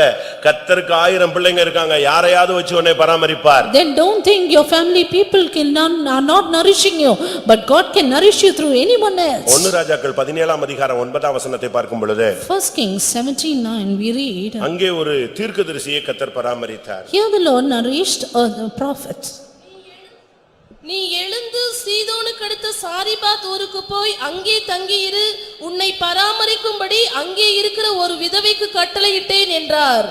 Arise, get thee to Sarephath, which belongs to Sidon, and dwell there. Behold, I have commanded a widow woman there to sustain thee. 3 வருஷம் மழை கிடையாது, பனி கிடையாது. 3.5 years no snow, no rain. பயங்கரமான பஞ்சம். Terrible starvation. கர்த்தர் ஒரு ஆற்று கரையில வைத்து அவனை பராமரிச்சாரு. The Lord nourished him by a brook. இப்ப ஆத்துலயும் தண்ணி கிடையாது. Now no water in the river. இப்ப அவனுக்கு என்ன பண்றதுன்னு ஆண்டவருக்கு தெரியல. And God did not know what to do with him. கடைசில ஆண்டவர் சொன்னார், நீ சாரிபாத்துக்கு வா. Finally he said, get to Zarephath. அங்க நான் ஒரு ஆளை வச்சு உன்னை நான் பராமரிக்கிறேன். Where I will sustain ஏன்னா you. இவனுக்கு பிள்ளைகளே கிடையாது. Because he had no children. இவன் ஒரு பெரிய வல்லமையுள்ள தீர்க்கதரிசி. And he was a powerful prophet. இவனுக்கு சந்ததி கிடையாது. He had no generation. இவனுக்கு அண்ணன் தம்பி யாரும் அங்கே கிடையாது. And there was none to siblings to him. ஆனா தேவன் இருக்கிறார். But God is there. இவனை பராமரிக்கிறதுக்கு ஒரு ஆளை வச்சிருந்தார். And he had kept a man to sustain him. அதுதான் சாரிபாத் விதவை. That was the widow at Zarephath. நீங்க யோசிச்சு பாருங்க. Just think about this. இந்த இடத்துல இந்த சாரிபாத் என்ற இடத்துக்கு கொண்டு போய் அவனை பராமரித்தார். Bringing him to Zarephath, the Lord nourished him. சாரிபாத் என்று சொன்னால் சுத்திகரித்தல் என்று அர்த்தம். Zarephath means sanctification. சாரிபாத் என்று சொன்னால் சீர்படுத்தப்பட்ட என்று ஒரு அர்த்தம். Zarephath means the one rectified. ஒரு உன்னுடைய வாழ்க்கையில பஞ்சங்கள் ஒரு வறுமை கஷ்டம் இவைகள் வரும் பொழுது நீ ஒரு சுத்திகரிப்புக்குள்ள வந்தா கர்த்தர் உன்னை பராமரிப்பார். When there are problems, starvation and other difficulties in your life, if you sanctify yourself, God will nourish you. குறைவுகள் வரும் பொழுது சுத்திகரிப்பை நாடுங்கள். When there is a lack, then seek after sanctification. இது தேவன் உன்னை சீர்படுத்துகிற இடம் என்பதை உணர்ந்து கொள். Think that it is a place where God rectifies you. தேவன் உன்னை சரிப்படுத்த விரும்புகிற ஒரு time. It is a time when God rectifies you. ஆனா தேவன் அதிலேயும் உன்னை பராமரிக்கிறது தான் அவருடைய மைண்ட்ல இருக்கு. But even then God is mindful to nourish you. ஒரு தேவனுடைய ஒரு தீர்க்கதரிசியை பாருங்க, ஒரு சாரிபாத் என்ற இடத்துக்கு கொண்டு போய் கர்த்தர் பராமரித்தார். Look, the Lord took this prophet to Zarephath and there nourished him. உன்னுடைய வாழ்வில் தேவன் உன்னை பராமரிக்க வேண்டுமானால் நீ இந்த நாட்களில் ஒரு சுத்திகரிப்பை பயிற்சிவிக்க வேண்டும். Should God sustain you in your life, then practice a sanctification. எந்த இடத்துல நம்முடைய வாழ்க்கையில தோல்வி வந்தது? There are how many places you faced எந்த இடத்துல தடுமாற்றங்கள் வந்தது? How many places you stumbled? ஆனாலும் கர்த்தர் அந்த இடத்துல ஒரு பராமரிப்பை அவனுக்கு கொடுக்கிறார். But even there the Lord nourished them. அந்த நடந்தது என்ன தெரியுமா? What happened there? எலியா தேவனுடைய வார்த்தைக்கு கீழ்ப்படிந்தபடியால், Because Elijah obeyed the word of God, விதவை எலியாவின் வார்த்தைக்கு கீழ்ப்படிந்தாள். The widow obeyed the words of Elijah. கர்த்தர் சொல்றார், நீ எழுந்து சாரிபாத்துக்கு போ. The Lord said, go to Zarephath. உடனே கர்த்தர் சொன்னபடி எலியா புறப்பட்டு போனான். And soon Elijah went as the Lord commanded. எலியா போய் அந்த விதவைட்ட பேசுறா. Elijah went and spoke to the woman. நீ அந்த மாவை வச்சு என்னென்ன செய்ய? You do with this with the flour. நீ இத மாதிரி செஞ்சினா மாவு குறையாது. If you do like this, your flour will not lack. இவன் தேவனுடைய வார்த்தைக்கு கீழ்ப்படிந்தபடியால், Because he obeyed the words of God. அந்த பெண் இவனுடைய வார்த்தைக்கு கீழ்ப்படிந்தாள். That woman obeyed the words of Elijah. Elijah. 1 ராஜாக்கள் 17ஆம் அதிகாரம் 9-10 பார்க்கும் பொழுது 1 Kings 17:9 and 10. அங்கே எலியா தேவனுடைய வார்த்தையின்படி செய்தான். Elijah did according to the word of God. 17ஆம் அதிகாரம் 15ஆம் வசனத்துல 17 and verse 15. அங்க என்ன சொல்லப்பட்டிருக்கிறது? What is it said அந்த there? விதவை எலியா சொன்னபடி எல்லாம் செய்தார். The widow did according to the words of நீ Elijah. தேவன் சொன்னபடி உன்னை சுத்திகரித்து பரிசுத்தமாக்கி உன்னை தேவனுடைய கரங்களில் ஒப்பு கொடுத்தீனா தேவன் உன்னை கடைசி நாட்களில் அருமையாய் பராமரிப்பார். Sanctify, make yourselves holy like the words of God, and then God will beautifully nourish you. அதுதான் தேவனுடைய அழகான திட்டம். That is the beautiful plan of God. தேவன் மைண்ட்ல உன்னை பராமரிக்கிறத பத்தி கவலைப்பட்டுக்கிட்டே இருப்பார். God is always concerned about your nourishment. அவர் சிலுவையில தண்ணி இல்லாம கஷ்டப்பட்டாலும் உன்னுடைய தாகத்தை தீர்ப்பார். Though he was thirsty on the cross, he will quench your our thirst. சிலுவையில வஸ்திரம் இல்லாமல் தொங்கினாலும் உன்னை அழகாக உடுத்துவிப்பார். Though he was stripped on the cross, he will beautifully clothe you. அவர் சிலுவையில விசாரிப்பற்ற நிலவரத்தில் தொங்கினாலும் உன்னை அவர் விசாரிப்பார். Though he was without visitation upon the cross, he will visit and nourish you. தேவனுடைய பராமரிப்பு என்பது ஒரு அருமையான ஒரு அனுபவம். The sustenance of God is a beautiful experience. லூக்கா 10ஆம் அதிகாரம் 34ஆம் வசனத்தை பார்க்கும் பொழுது Luke 10 and 34 we see. அங்கே ஒரு மனிதன் எருசலேமிலிருந்து எரிகோவுக்கு பயணப்படுகிறான். There a man journeyed from Jerusalem to Jericho. அது அவனுடைய வாழ்க்கையில கல்லர் கையில அகப்பட வைத்து விட்டது. And he was stripped among the thieves. அவர்கள் அவனை அடித்து வஸ்திரத்தை உரிந்து அவரை காயப்படுத்தி அவனை குற்றுயிராய் விட்டார்கள். They did beat him, stripped him and left him half dead. ஒரு நிர்பந்தமான ஒரு நிலவரம். Pitiable situation. இது ஆவிக்குரிய வாழ்க்கையில உள்ள பின்மாற்றத்தை காண்பிக்கிறது. This shows backsliding in spiritual life. உங்களில் யாராவது பின்மாற்றத்தில் இருந்தால் இன்றைக்கு தேவனை நோக்கி பாருங்கள். If anyone is in backsliding, look unto God. ஒரு ஆசாரியன் வந்தான். There came a priest அவன் விலகி போனான். and he passed ஒரு away. லேவியன் வந்தான். Levite came. அவனும் கூட விலகி போனான். He passed away. இப்பொழுது ஒரு சமாரியன் வருகிறான். Then came a Samaritan. அவர் இயேசுவுக்கு அடையாளம். He replicates நல்ல Jesus. சமாரியனாக அவர் வருகிறார். He came as a good Samaritan. என்ன நடந்தது? What happened? அவன் வேடிக்கை பார்க்கிறது அல்ல. He was not spectator. மனிதர்கள் உன்னுடைய நிலவரத்தை கண்டு வேடிக்கை பார்க்கலாம். Man may look and spectator to you, அது மனுஷீகம். but that's human. ஆனால் தேவனுடைய தெய்வீகம் அப்படிப்பட்டது அல்ல. The divinity of God is not that. பிரமாணம் கூட உன்னை விட்டு விலகி போகும். Law will pass away. ஆசாரியர்கள் கூட உன்னை விட்டு விலகி போவார்கள். Priests may pass away. ஆனால் நல்ல சமாரியன் கர்த்தர் என்ன பண்ணார்? But what did Jesus, the good Samaritan, அவனுக்கு கிட்ட do? வந்தார். He came near. அவனை கண்டார். He saw him, மனதுருகினார். had compassion, கிட்ட வந்தார். went to him, காயம் கட்டினார். bound up his wounds, எண்ணெய் கொடுத்தார். pouring in oil, திராட்சரசம் வார்த்தார். gave him wine. எவ்வளவு அருமையான ஒரு அனுபவம். What a beautiful தன் சுய experience. வாகனத்தில் ஏற்றினார். Set him on his beast, அவனை கொண்டு போய் சத்திரத்துல விட்டு பராமரித்தார். brought him to the inn and took care of him. எப்படி ஒரு நிலவரம் பாருங்க. What a good experience. சுத்தமா ஒண்ணுமில்லாத நிலவரம். half dead. Ultimately half dead. தமிழ்ல குற்றுயிர் இருக்கு, இங்கிலீஷ்ல half dead ன்னு இருக்கு. Half dead. சுத்தமா பாதி உயிர் போயிடுச்சு. Half of his life is gone. ஆனா இந்த இடத்துல ஆண்டவர் வந்து Here the Lord came அவனுடைய வேதனைகளை மாற்றி and took away his pain, அவனுக்கு திராட்சரசம் வார்த்து gave him wine, அவனை அழகா தூக்கி கொண்டு போய் and beautifully took him, சத்திரத்துல வைத்து பராமரிக்கிறார். took him to the inn and cared of இது him. எதை காண்பிக்கிறது? What does this show? ஒரு விசுவாசி சபையில் வைத்து பராமரிக்கப்படுவதை காண்பிக்கிறது. A believer nourished in the church. நாம் பாவத்துல கிடக்கும் பொழுது, When we were in sin, நாம் தோல்வியில் இருக்கும் பொழுது, when I was in failure, பல வல்லமைகள் நம்மை தாக்கி விட்டது. when Mary's powers attacked us, பல சக்திகள் நம்மை அழித்து விட்டது. many powers destroyed us. ஆனா இயேசு நம்மை தேடி வந்து But Jesus searched of us நமக்காக மனதுருகி and he had நம்மை தூக்கி compassion. எடுத்து இன்றைக்கு சத்திரமாகிய இந்த சபையில் பரிசுத்தவான்களுடைய ஐக்கியத்துல, ஒளியில் உள்ள பரிசுத்தவான்களுடைய சுதந்திரத்துல நம்மை கொண்டு வந்து வைத்து இன்னைக்கு அருமையா உபதேசம், சுவிசேஷம், அபிஷேகம், கிருபை, வல்லமை, வெளிப்படுத்தல், தரிசனம், அழைப்பு, மேன்மை இதெல்லாம் கொடுத்து கர்த்தர் சபையில நம்மை பராமரிக்கிறார். Has lifted us, brought us to the inn and taken care of us, bringing us to the inheritance of the saints in light, with all of his doctrine and his grace and his favor and everything that we need in our life. யாரும் உன்னை கண்டுக்கலன்னு பயப்படாத, இன்னொருத்தர் வருவார். Don't feel nobody is there for you, but there'll come another நம்ம person. Last டேஸ்ல என்னமோ ஆயிருமோன்னு நீ பயப்படவே பயப்படாத. Don't fear something will befall you. உன்னுடைய கடைசி நாட்கள் அருமையாக இருக்கும். Your end of your days will be beautiful. ஒரு வீட்ல ஒரு அருமையான சகோதரன் நல்ல போஸ்டிங்ல வேலையில இருந்தார். There was a beautiful good brother in good posting. அவருக்கு 2 பெண் பிள்ளைகள். He had 2 daughters. அவர்தான் அந்த சபையில interpreter. He was the interpreter of the church. நல்ல ஒரு ஆபீஸ்ல வேலை செஞ்சார். He was working in a good office. திடீர்னு அவர் வியாதிப்பட்டார். Suddenly he felt sick. அவருக்கு தெய்வீக சுகத்துல நிக்கணும்னு ஆசை. He wanted to stand for divine healing. கொஞ்ச நாள் வீட்ல தெய்வீக சுகத்துல நின்னு பார்த்தார். He stood there for some time in his house. முடியலன உடனே திருப்பி சர்ச்சில வந்து படுத்துட்டார். But when he could not, he came to the church. அவங்க ஆபீஸ்ல வேலை பார்த்தவங்க கொஞ்ச நாள் அவர் ஏதோ சிக்குன்னு விட்டுட்டாங்க. People of his office, because he was sick, they left him. ஆனா கொஞ்ச நாள் கழிச்சு தான் அவங்களுக்கு தெரிஞ்சது இவர் மருந்து எடுக்காம சர்ச்சில கிடக்குறாரு. But after few days they came to know he had no medication. எந்த முன்னேற்றமும் இல்ல. No improvement at all. கடைசில அவங்க எல்லாரும் சர்ச்சுக்கு வந்துட்டாங்க. Finally, they all came to the church. அப்போ அங்க இருந்த பாஸ்டர் சொன்னாரு, Then the pastor said, அவங்க கூப்பிடுறனாலும் சரி இல்ல உன் மனப்பூர்வமா இருந்தாலும் சரி, நீ ட்ரீட்மெண்ட் எடுக்கிறதுல எங்களுக்கு எந்த தடையும் கிடையாது. நீ சர்ச்சில் வந்து மாட்டிக்கிட்ட மாதிரிலாம் யோசிக்காத. உன் மனசு எப்படி சொல்லுதோ உன் விருப்பப்படி நீ என்னனாலும் செய்யலாம். You don't think you are held up in the church, but according to your wish and desire, or if they want you to take for treatment, you can go. ஆனா உலகம் என்ன பேசினது? But what did the world say? அநியாயமா செத்து போறான். See, he is unjustly ரெண்டு killed. வாலிப பிள்ளைங்க. 2 young லைஃப் daughters. என்ன ஆக போதோ. And don't know what is going to the அந்த life. சகோதரி சின்ன வயசு. And that sister, young sister. இப்படிலாம் எல்லாரும் பேசினாங்க. And the only people told us. அப்ப அந்த கூட வேலை பார்த்தவங்க எல்லாரும் அவருக்கு பிரஷர் கொடுக்கறாங்க. Now all the co-employees, they gave him the pressure. அவர் எனக்கு சுகம் கிடைக்கும்னு சொன்னாரு. He said, I will be healed.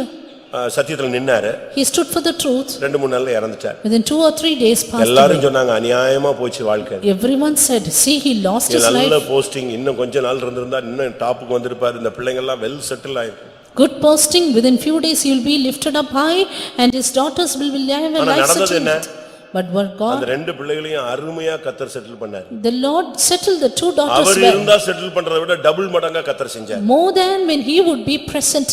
அதுதான் தேவனுடைய பராமரிப்பு. That is the nourishment of God. அதனால நீங்க நினைக்கிற மாதிரி அப்படியே கையை விட்டுட்டு வேடிக்கை பார்த்துட்டு உங்க அண்ணன் தம்பி எல்லாம் சிரிச்சிட்டு போற மாதிரியோ இல்ல கதவை இழுத்து மூடுற மாதிரியோ நடத்த மாட்டார். Therefore, as you think, God will not lead you so that others may spectate and laugh at you. உன்னுடைய பராமரிப்புக்காக பரலோகத்தின் கதவு திறக்கப்பட்டே இருக்கும். Heaven's door will be open for your nourishment. அவருடைய கண்கள் உன்மேல் நோக்கமாகவே இருக்கும். His eyes will be set on you. எந்த நிமிஷமும் அவருடைய செவிகள் உனக்காக கவனித்துக் கொண்டே இருக்கும். His ears will be attentive to you. அப்போஸ்தலர் 27 அதிகாரம் 3 வசனத்தை பார்க்கும் பொழுது Acts 27:3. இங்கே பவுல் சிறைச்சாலையிலே கிடக்கிறான். Here Saint Paul was in a prison. யாரும் வந்து அவனை பார்க்க முடியாத ஒரு சூழ்நிலை. Near situation, none could visit him. சிறைச்சாலையில என்ன பராமரிப்பு இருக்கும்? What visitation in the ஆனா இந்த prison? இடத்திலும் கர்த்தர் ஒரு பராமரிப்பை ஏற்படுத்தினார். But here the Lord appointed a comfort to him. ஒரு ஆள் கண்கள்ல தயவு கிடைக்க வைத்தார். Found favor in the eyes of a man. மறுநாள் சீதோன் துறை பிடித்தோம். யூலியு பவுலை பட்சமாய் நடப்பித்து அவன் தன் சிநேகிதரிடத்தில் போய் பராமரிப்படைமடிக்கு உத்தரவு கொடுத்தான். And the next day we touched at Sidon, and Julius courteously entreated Paul and gave him liberty to go unto his friends to refresh himself. எப்படி இருக்கும்? இங்கே பவுலுக்கு பராமரிப்பே இல்ல. ஜெயில்ல என்ன பராமரிப்பு இருக்கும்? Paul was in the prison with no comfort. ஜெயில்ல வந்து பராமரிப்பு வந்து கேட்க முடியாது. வீடு கிடையாது. He can ask for no nourishment in the prison. ஆனா அந்த இடத்துல இருக்கும் பொழுது கர்த்தர் ஒரு ஏற்பாடு பண்ணாரு. உன் சிநேகிதரிடத்தில் போய் உன்னை நான் பராமரிக்கிறதுக்கு ஏற்பாடு பண்றேன். But here the Lord appointed a person to nourish and cherish him. அந்த இடத்துலயும் கர்த்தர் ஒரு வழியை திறக்கிறார். Even there they opened a way.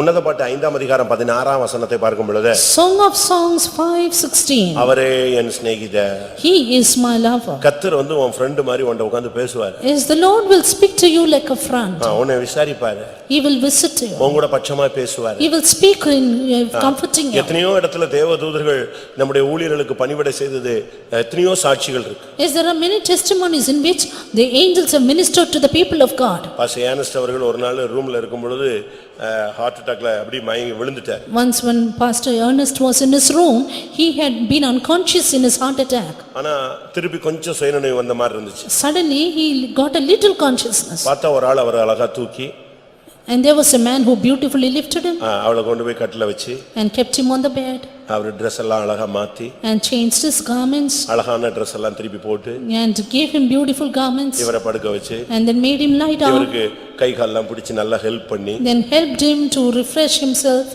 மறுபடியும் நெஞ்செல்லாம் அழுத்தி அந்த பிரீத்திங் நார்மல் கொண்டு வந்து Massaged his chest that he may have normal breathing அப்படியே தூங்க வச்சுட்டு போயிட்டார். and finally made him sleep.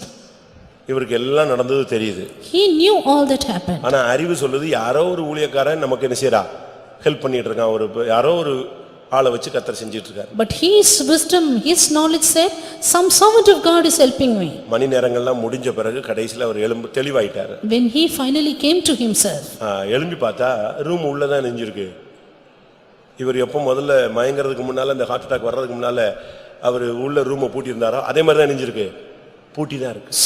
Saw that the door was locked inside. அப்ப உள்ள யார் வந்தது?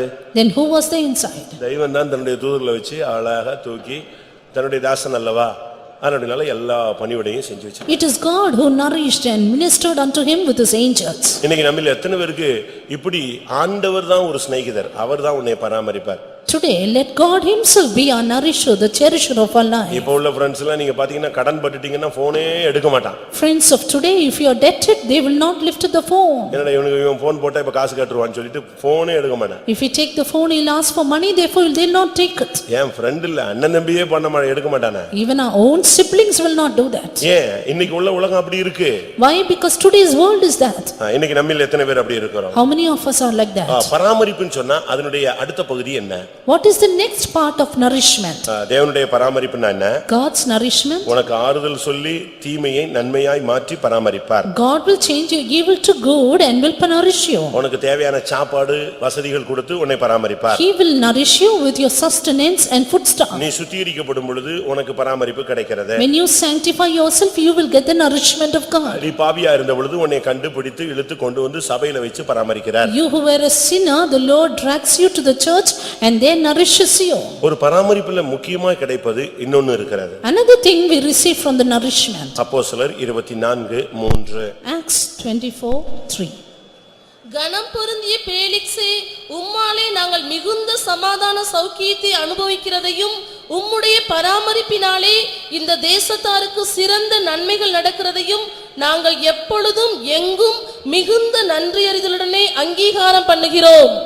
We accept it always and in all places, most noble Felix, with all thankfulness, notwithstanding that I be not further tedious unto thee, I pray thee that thou wouldest hear us of the clemency of few words. ஆண்டவருடைய பராமரிப்பில மிகுந்த சமாதானம். There is great peace in the providence of God. ஆண்டவருடைய பராமரிப்பில உனக்கு சௌக்கியம், ஆரோக்கியம். Health and cure in under God's sustenance. ஆண்டவருடைய பராமரிப்பில் சிறந்த நன்மைகள் உனக்கு கிடைக்கும். And best goodness from God's nourishment. பேலிக்ஸுடைய பராமரிப்பில் இந்த மூணும் கிடைத்ததாக அந்த ஜனங்கள் சொன்னார். We see the people saying they received these three under Felix nourishment. பேலிக்ஸ்னு சொன்னா பாக்கியம் உள்ளவன் அர்த்தம். Felix means blessed. ஆண்டவர் பாக்கியம் உள்ளவர். அவருடைய பராமரிப்பில் நீ இருந்தேன்னா உன் குடும்பத்துல சமாதானம் இருக்கும். If you are under God's nourishment, you will have quietness in your family. இன்னைக்கு பாருங்க எப்ப பார்த்தாலும் வீட்ல சண்டை தான். See, always quarrel in today's family. சாயங்காலம் 5 மணி ஆயிடுச்சுனா வார் டிக்ளேர் ஆயிடும். Evening 5 o'clock, the war will be declared. காலையில 8 மணிக்கு வார் முடிவுக்கு வந்துரும். ஏன்னா எல்லாம் பிச்சிட்டு வெளிய வேலைக்கு போய் தான் ஆகணும். Comes to an end at morning 8 o'clock because everyone goes சாயங்காலம் வந்துக்கறேன். Again in the evening. திருப்பி ஸ்டார்ட் பண்றதுக்கு It starts. வான்னு சொல்லிட்டு இவங்களும் கிளம்பி போய்டுவாங்க. And then it will go all the way. இப்படி இல்ல. கர்த்தருடைய பராமரிப்பு உன் குடும்பத்துல இருந்துச்சுனா மிகுந்த சமாதானம் இருக்கும். If there be the nourishment of God, you will have great quietness. வாக்குவாதம் இருக்காது. No argument. கசப்புகள் இருக்காது. No bitterness. ஒரு இடத்துல ஒரு ஆள் சாட்சி சொன்னாங்க. One person testified. எனக்கு பயங்கர ஆச்சரியமா இருந்துச்சு. I was really surprised. ஒரு ஐயா செத்ததுக்கு பையன் ஃபாரின்ல இருந்து வந்து சாட்சி சொன்னான். The son from foreign country came and testified for his father's death. நான் வந்து ஒரு 30-35 வருஷம் பிறந்ததுல இருந்து வீட்ல இருந்திருக்கேன். 30 to 35 years I have been in my home. அதுக்கு பிறகு நான் வெளிநாடு போயிட்டு அடிக்கடி வருவேன். After that I went to foreign country. நான் வீட்ல இருந்து பிறந்ததுல இருந்தும் வெளிய போயிட்டு வந்ததுல இருந்தும் ஒரு நாள் கூட எங்க அம்மா அப்பா சண்டை போட்டதாகவோ வாக்குவாதம் பண்ணதாகவோ கத்துனதாகவோ பார்த்ததே கிடையாது. As long as I was at home and after that I visited my home, I had never seen my father and mother quarreling or arguing. எங்க அம்மா கத்துறது டாமினேட் பண்றது, எங்க அப்பா பதிலுக்கு கத்துறது, இல்ல எங்க அப்பா அப்படி மிலிட்டரி மாதிரி கண்ட்ரோல் பண்ண ஒண்ணுமே கிடையாது. எங்க வீட்ல அப்படி ஒரு பழக்கமே எங்களுக்கு கேட்டதும் இல்ல கிடைச்சதும் கிடையாது. We had no habit of my father being like a military man or my mother dominating anything. தேவனுடைய பராமரிப்பில் உள்ள வீடு. This is the beauty in God's nourishment. அங்க என்ன இருக்கும்? What will be there? என்ன இருக்கும்? மிகுந்த சமாதானம். Great peace or quietness. அதுதான் தேவனுடைய பராமரிப்பு. That is God's nourishment. அந்த பராமரிப்பு உனக்கு இல்லன்னு சொன்னா நீ வீட்ல அடிச்சுக்கலாம். If you do not have that, you will quarrel at your homes. ஒரு சகோதரன் ஒரு சகோதரியை பிடிச்சி நான் கோயிலுக்கு வான்னு சொன்னாங்க, வரவே மாட்டேங்குன்னு ஒரு தள்ளிட்டான். அது போய் டேபிள்ல முட்டி பெரிய தையல் வருவிசியா. A brother said, even if I call my wife to the church, she is not coming. He dashed and finally she dashed on a table. நான் கேட்டேன் என்ன பிரச்சனைன்னு கேட்டேன். I asked what is the problem. அப்ப நான் brother. Then the brother said, அவர் சொன்னார், brother நான் சுவிசேஷம் சொல்லி எத்தனையோ பேர் சபைக்கு வந்துட்டான், இவ்வளவு கூப்பிட்டா வரவே மாட்டேங்கிறா, இத்தனையோண்டு இருந்துகிட்டு என்ன பேச்சு பேசுறான்னு சொல்லிட்டு ஒரு தள்ளு அது போய் அங்க போய் டேபிள்ல போய் நான் சொன்னேன், நீ இருக்கிற ஜெய்ஜாண்டிக்கு அவளை பிடிச்சி தள்ளினா இப்ப என்னாச்சு, ஒரு 5 தையல். நான் சொன்னேன் தப்பு, இங்கதான் நீ தோற்று போயிட்ட வாழ்க்கையில.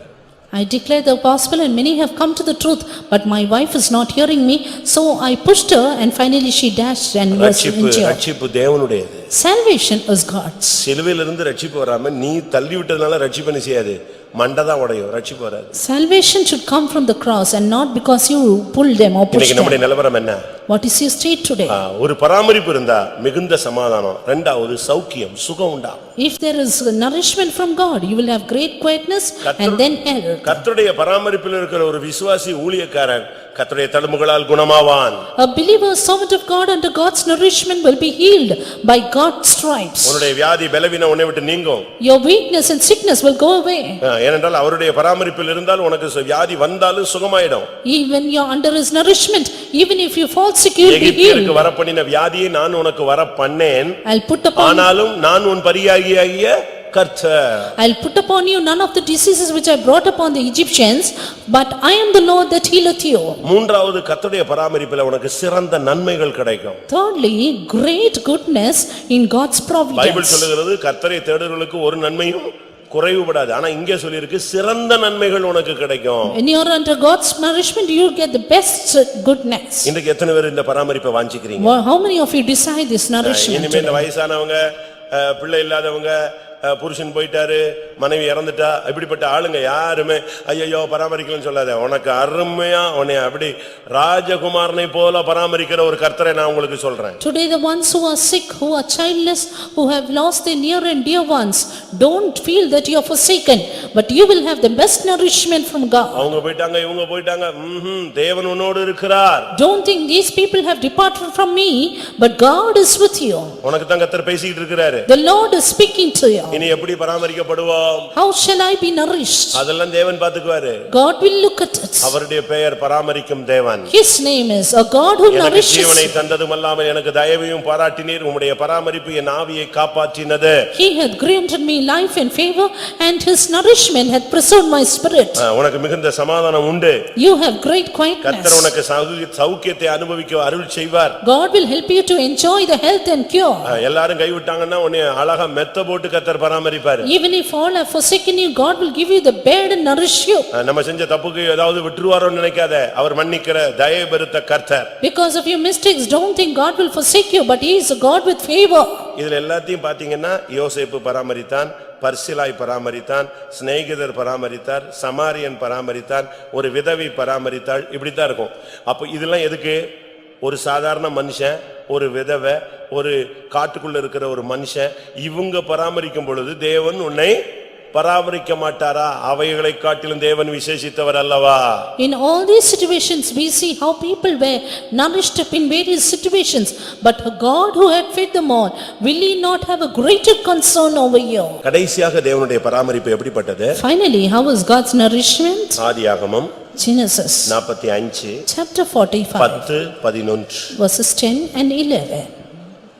நீரும் உம்முடைய பிள்ளைகளும் அவர்களுடைய பிள்ளைகளும் உம்முடைய ஆடு மாடுகளும் உமக்கு உண்டாயிருக்கிற யாவற்றோடும் கோசே நாட்டில் வாசம் பண்ணி என் சமீபத்தில் இருக்கலாம்.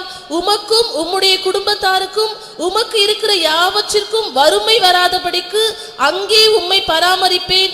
இன்னும் 5 வருஷம் பஞ்சம் இருக்கும் என்று உம்முடைய குமாரனாகிய யோசேப்பு சொல்லச் சொன்னான் என்று சொல்லுங்கள்.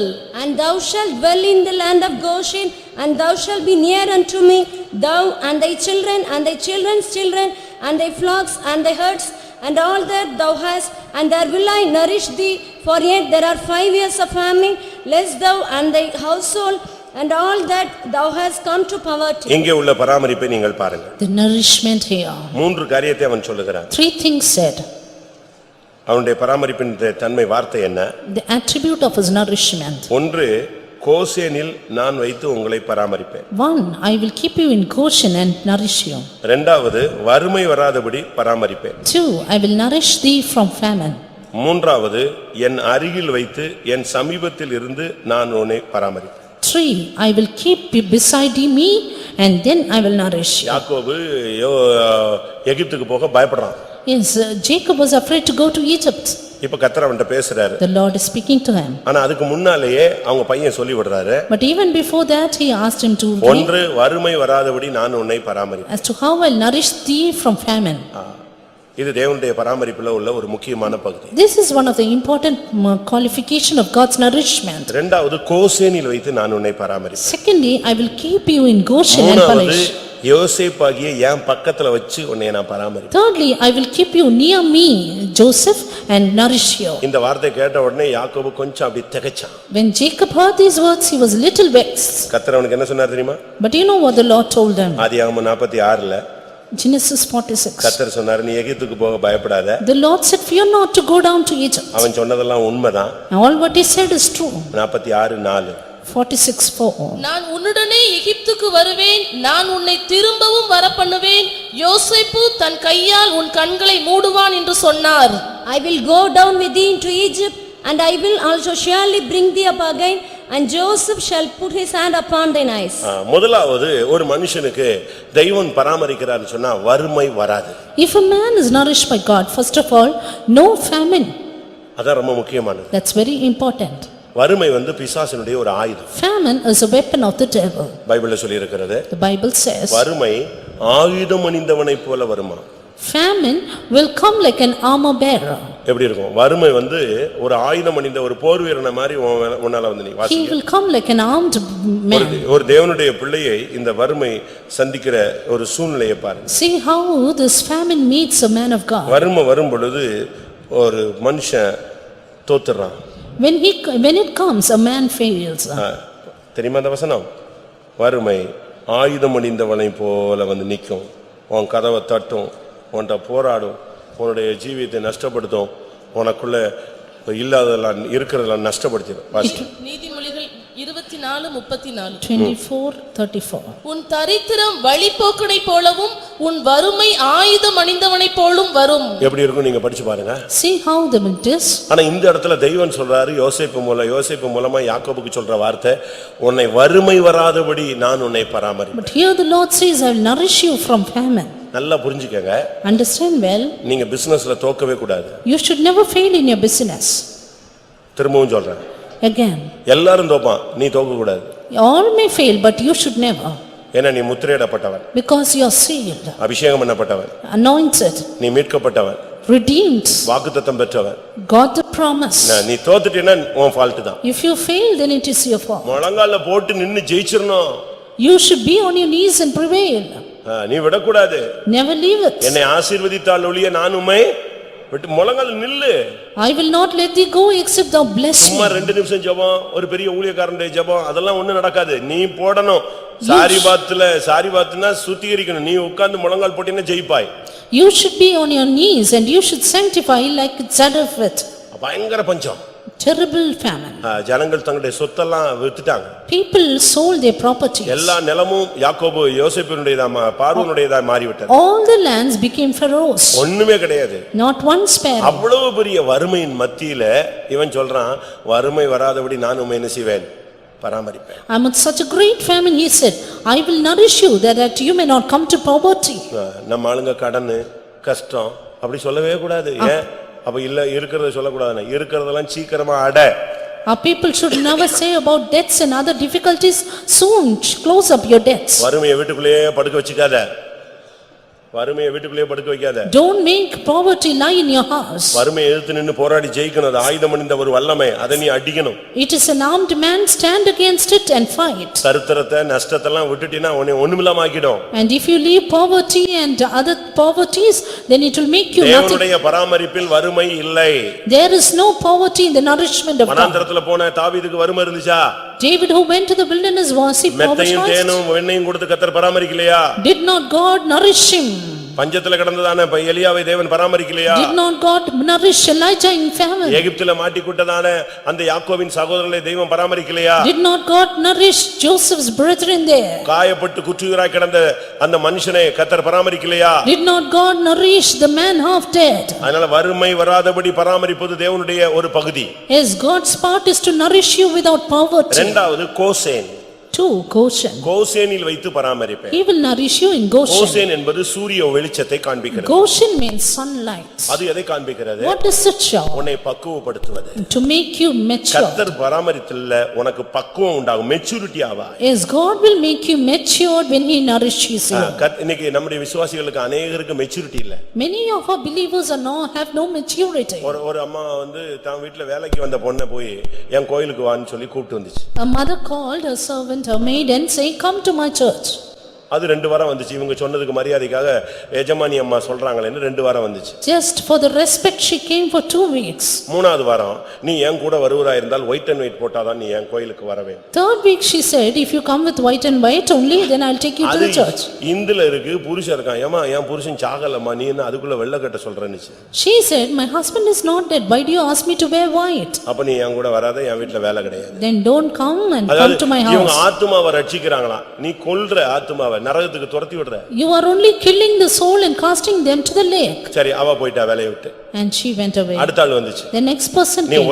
அடுத்த ஆளுக்கு ஒரு 4 வாரம் கோயிலுக்கு இழுத்துட்டே வந்துச்சு. And again 4 weeks she came to the church. புரிஞ்சுக்கிச்சு, இப்ப வெள்ளை கட்ட சொன்னா கட்ட மாட்டான்னு சொல்லிட்டு நீ நகைய கலத்தினாதான் என் கூட கோயிலுக்கு வரணும். You remove the jewels, then you should come to me. Then come with me. யாரோ சொல்லிருக்காங்க, நீ ஒரு ஆத்துமாவை ரட்சிப்புக்குள்ள வந்து சபையில ஸ்டாண்ட் பண்ண வச்சு ஞானசானம் எடுக்க வச்சிட்டீன்னா உனக்கு பரலோகத்துல ஒரு முத்து கிடைக்கும்.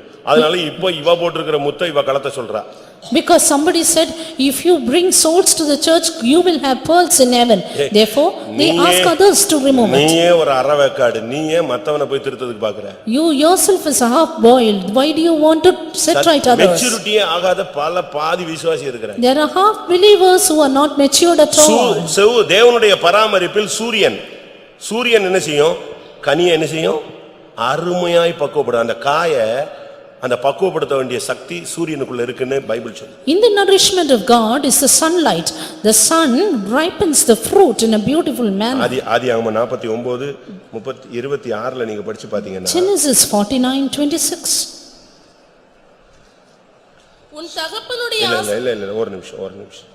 ஆதியாகமம் உபாகமம் 33:14. Deuteronomy 33:14. சூரியன் பக்குவப்படுத்தும் அருமையான கனிகளாலும் சூரியனுடைய சக்தி என்னன்னா தேவனுடைய பராமரிப்புல இயேசு ஒரு நீதியின் சூரியன். அவருடைய பராமரிப்புல நீ இருந்தினா அருமையா உனக்குள்ள ஒரு மெச்சூரிட்டி, ஒரு பக்குவம், அப்படி நீ காயா இருக்கிற ஆளு அப்படியே அழகா கனியாய் மாறுவாய். Jesus is the son of righteousness, then you who are raw, the Lord will make you a fruit. ரஃப்பா இருக்கிற நீ சாஃப்ட்டா மாறிடுவ. You who are rough will become soft. Short டெம்பரா இருக்கிறவன் அப்படி சாந்தமா மாறிடுவ. You who are short tempered will become meek. இதுதான் இந்த சூரியனுடைய பராமரிப்பு. This is the nourishment of the sunlight. நமக்கு சூரியனுக்கு வெளிச்சத்துல போனோம்னா ரொம்ப கஷ்டம். ஐயோ பயங்கர வெயில் அடிக்குது, வெக்க அடிக்குது, வேர்க்குதுமோ. ஆனா தேவன் இதுக்குள்ள எதை செஞ்சுக்கிட்டு இருக்காரு? கனிகள் எல்லாம் செஞ்சிருக்காரு, பக்குவப்படுத்துறாரு. We turn away from the sunlight because it is warm, but God beautifully makes up the fruit. நான் கோசேனில் வைத்து உன்னை பராமரிப்பேன் அப்படினு சொன்னா உன் சுபாவத்தை நான் கொஞ்சம் கொஞ்சமா பக்குவப்படுத்துவேன். கிறிஸ்துவின் பூரணத்துக்கு ஏத்தவண்ணமாய் நான் பக்குவப்படுத்துவேன். I will nourish you in Goshen. It means I will make you matured so that I will ripen or perfect you. மூன்றாவதாக என் அருகில் வைத்து நான் உன்னை பராமரிப்பேன். I will nourish you keeping you near me. அது என்ன அருகில் வைத்து? What is that being near? யோசேப்புனா என்ன? What is Joseph? பரிசுத்தம், holiness. ஆண்டவருடைய பராமரிப்புனா பரிசுத்தத்தின் பக்கத்துல வச்சு உன்னை அழகா பராமரிப்பார். God nourishes you keeping you beside purity. அப்படி நீ பராமரிக்க ஒப்பு கொடுத்து நீ வந்தால், if you surrender for that nourishment, ஆண்டவர் சொல்றார் இந்த யோசேப்பு உன் கண்களை மூடுவான். The Lord says Joseph shall close your eyes. பரிசுத்த சபையில பரிசுத்தவான்கள் மத்தியில பரிசுத்தத்துல வச்சு பக்கத்துல வச்சு கர்த்தர் உன்னை பராமரிச்சா பரிசுத்தம் உன் கண்களை மூடும், உன் ஓட்டம் பரிசுத்தமாய் முடியும். If the Lord nourishes you beside purity or holiness, you will end up your race in holiness. இதுதான் யோசேப்பின் பராமரிப்பு. This is Joseph's nourishment. நீங்க பாருங்க, அவன் சொல்றான் வறுமை வராதபடிக்கு நான் உம்மை பராமரிக்கிறேன். I will keep you from poverty. பயப்படாதீங்க, நான் கோசேன்ல என் பக்கத்துல உன்னை வச்சுக்கிறேன். I will keep you near me in Goshen. கர்த்தருடைய பராமரிப்புல இருந்தா எவ்வளவு அருமையான ஒரு வாழ்க்கை.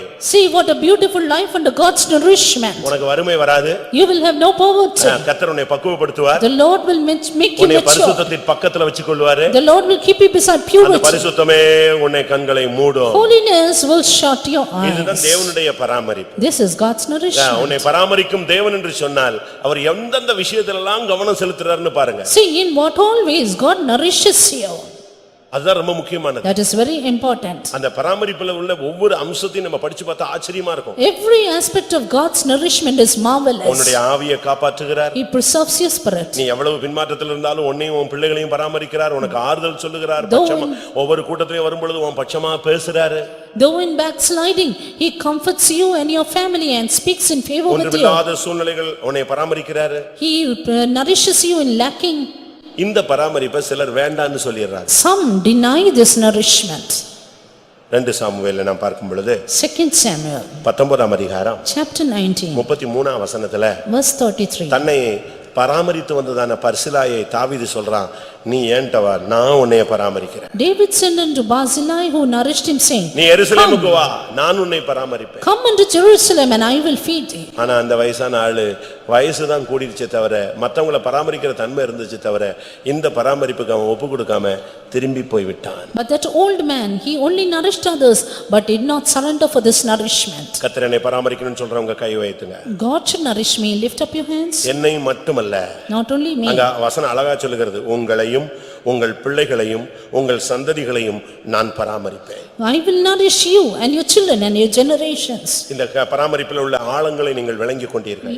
You have seen the depths of nourishment. ஆண்டவரே, என் ஓட்டம் முடிகிற வரைக்கும் நான் உம்முடைய பராமரிப்புல இருந்து உம்முடைய கைகள் என் கண்களை மூடணும்னு சொல்றவங்க முழங்கால் போடுங்க. Those who say God should nourish me until the end of my race and I should be nourished and God should close my eyes, then be on your knees. தேவனுடைய பராமரிப்புல நீயும் உன் பிள்ளைகளும் வந்துட்டீனா ஒரு பிரச்சனையும் இல்ல. If you and your children are under God's nourishment, no problem at all. கண்களை மூடுவோம், Close your eyes. முழங்கால் படிடுவோம். Be on your knees. நீ எதை பத்தியும் பயப்படாத. Don't be afraid of anything. என் பிள்ளை அப்படி ஆயிருமோ இப்படி ஆயிருமோன்னு பயப்படாத. Don't think what would happen of your children. என் கடைசி காலம் இப்படி ஆயிருமோ அப்படி ஆயிருமோன்னு பயப்படாத. Don't see what will happen of your end. என்னை பராமரிக்க யார் இருக்கான்னு நீ துக்கப்படாத. Don't be grieved. Who is there to nourish me? தேவனே வந்து உன்னை அழகாக பராமரிப்பார். God himself will beautifully nourish you. அந்த நம்பிக்கை உள்ளவங்க மட்டும் முழங்கால் போடுங்க. Those who have that hope, be on your knees. ஆண்டவரே, இந்த காலை வேளையில இந்த ஆராதனையில என்னை பராமரிக்கும் தெய்வத்தினிடத்துல என்னுடைய ஆவி, ஆத்துமா, சரீரம், என்னுடைய பிள்ளைகள், சந்ததிகள், எனக்கு உண்டான எல்லாவற்றையும் உம்முடைய கையில கொடுக்கிறேன். Lord, right in this morning service, I yield myself, my children, my generation and all that I have for God's nourishment. கர்த்தர் அவ்வப்பொழுது உன்னோடு ஆறுதலோடு பேசுவார். Then and there, God will speak to comfort கர்த்தர் you. உன்னிடத்தில் பட்சமாய் பேசுவார். God will speak in favor of எந்த you. பாதையில நடத்தினாலும் கவலைப்படாத. Whatever be the path, do not be அவர் வந்து afraid. உன் கண்ணீரை துடைப்பார். He will wipe your tears. தருத்தரன்னு பயப்படாத. Don't be worried கர்த்தர் about உன்னை செழிப்பாய் மாற்றுவார். God will make you prosperous. யாரு விசாரிக்கலன்னு நினைக்காத. Don't think nobody is there அவரே to வந்து inquire. விசாரிப்பார். God will inquire of you. எல்லாரும் ஒதுங்கிட்டாங்கன்னு நினைக்காத. Don't think others have gone அங்கே ஒரு away. ஆளை கர்த்தர் வைப்பார். God will keep us as a person with him. உன்னை அருமையாய் பக்குவப்படுத்துவார். God will beautifully make you right. யோசேப்பின் அருகில் தெய்வத்தினுடைய பக்கத்துல வச்சு உன்னை பராமரிப்பார். He will nourish you beside God, the Joseph. பரிசுத்தமே உன் கண்களை மூடவும். Purity shall close your கர்த்தாவே, இந்த eyes. பராமரிப்பை வாஞ்சிக்கிறேன்னு சொல்றவங்க வலது கரத்தை உயர்த்துங்கள். கர்த்தருடைய பராமரிப்பின் வல்லமை இப்பொழுதே இறங்கி உன்னை தன்னுடைய கட்டுப்பாட்டுக்குள் கொண்டு வரட்டும். Those who say I desire God's nourishment, lift up your right hand and may God bring you under his nourishment. எத்தனை பேருக்கு இந்த பராமரிப்பு வேணும்? How many desire this? இன்னைக்கு மட்டுமல்ல, Not only today, இன்று மட்டுமல்ல, not only for today, உன்னுடைய ஓட்டம் முடியும் வரை. until the end of your race. அது மாத்திரமல்ல, Not only that, ஒருவேளை இயேசு வருவரை இருந்தாலும் it may be until Jesus appears. உன்னை மட்டுமல்ல, Not only you, உன்னுடைய சந்ததியையும் கர்த்தர் பராமரிப்பார். even your children, God will nourish them. அவன் சொல்லுகிறான், நான் உங்களையும் உங்கள் பிள்ளைகளையும் பராமரிப்பேன் என்று ஆணையிடுகிறேன். He says, I swear that I will nourish you and your இந்த காலை children. வேளையிலே மகனே, மகளே, நான் உன்னை பராமரிப்பேன், என் பிள்ளையே, உன் சந்ததிகள், என் சந்ததிகள், நான் அவைகளை பராமரிப்பேன் என்று கர்த்தர் உன்னோடு பேசுகிறார். This morning the Lord speaks, my son, my daughter, I will nourish you and your children. நீ தாழ்ச்சி அடைவதில்லை. You will not lack. நீ மனுஷனிடத்தில் கையேந்துவதில்லை. You will not beg. மனுஷனுக்கு முன்பாக நீ வெட்கப்பட்டு போவதில்லை. You will not be ashamed before man. யாக்கோபே, இனி உன் முகம் செத்து போவதில்லை. Oh Jacob, your face will not turn pale. நான் உன்னை பராமரிப்பேன். I will nourish you. என் பராமரிப்பு உன் ஆவி ஆத்துமா சரீரத்தை காப்பாற்றும். My nourishment shall keep your spirit, soul N and body. பக்கத்தில் வைத்து நான் உன்னை பராமரிப்பேன். I will nourish you, keeping you near me. இந்த உலகத்தின் பராமரிப்பு முடிந்தவுடனே மறுபடியும் என் பக்கத்திலேயே உன்னை சேர்த்துக் கொள்வேன். After this world I will gather you unto myself.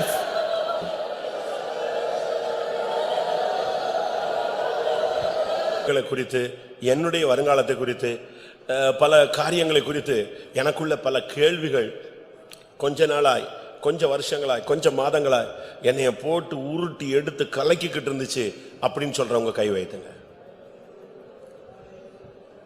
நம்ம எப்படி போவோம், எப்படி இருப்போம் இப்படிங்கிற ஒரு கொஸ்டின் எனக்குள்ள அப்படியே உள்ளுக்குள்ள குத்திக்கிட்டே இருந்துச்சு. நம்ம லைஃப் இப்படியே போச்சுன்னா எப்படி இருக்கும், முடிவு எப்படி இருக்கும், பிற்காலம் எப்படி இருக்குங்கிற ஒரு தவிப்பு எனக்குள்ள இருந்துச்சுன்னு சொல்றவங்க கை வைத்துங்க. கர்த்தர் உன்னோடு தான் பேசி இருக்கிறார். ஆமென். அந்த தேவன் நீ தவித்துக் கொண்டிருக்கிற உன்னுடைய தவிப்பை பார்த்து சொல்கிறார், பயப்படாத, நான் என் அருகில் வைத்து உன்னை பராமரிப்பேன். எத்தனை பேருக்கு இந்த பராமரிப்பு தேவை? தேவன் அருகில் இருந்தால் எப்படி இருக்கும் வாழ்க்கை?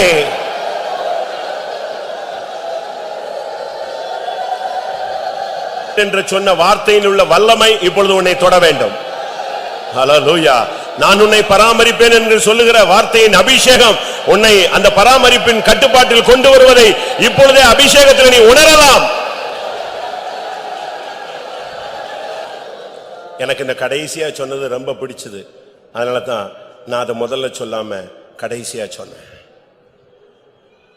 உன்னை கோசேனில் வைத்து பராமரிப்பேன், என் அருகில் வைத்து பராமரிப்பேன். எவ்வளவு அருமையான ஒரு வார்த்தை. அப்படின்னு என்ன அர்த்தம்? நீ எந்த சூழ்நிலையில் இருந்தாலும் நான் உன்னை பக்குவப்படுத்துவேன், உன்னை என் பக்கத்திலேயே வைத்துக் கொள்வேன். எத்தனை பேருக்கு இப்படிப்பட்ட ஒரு விசேஷித்த பராமரிப்பு தேவை?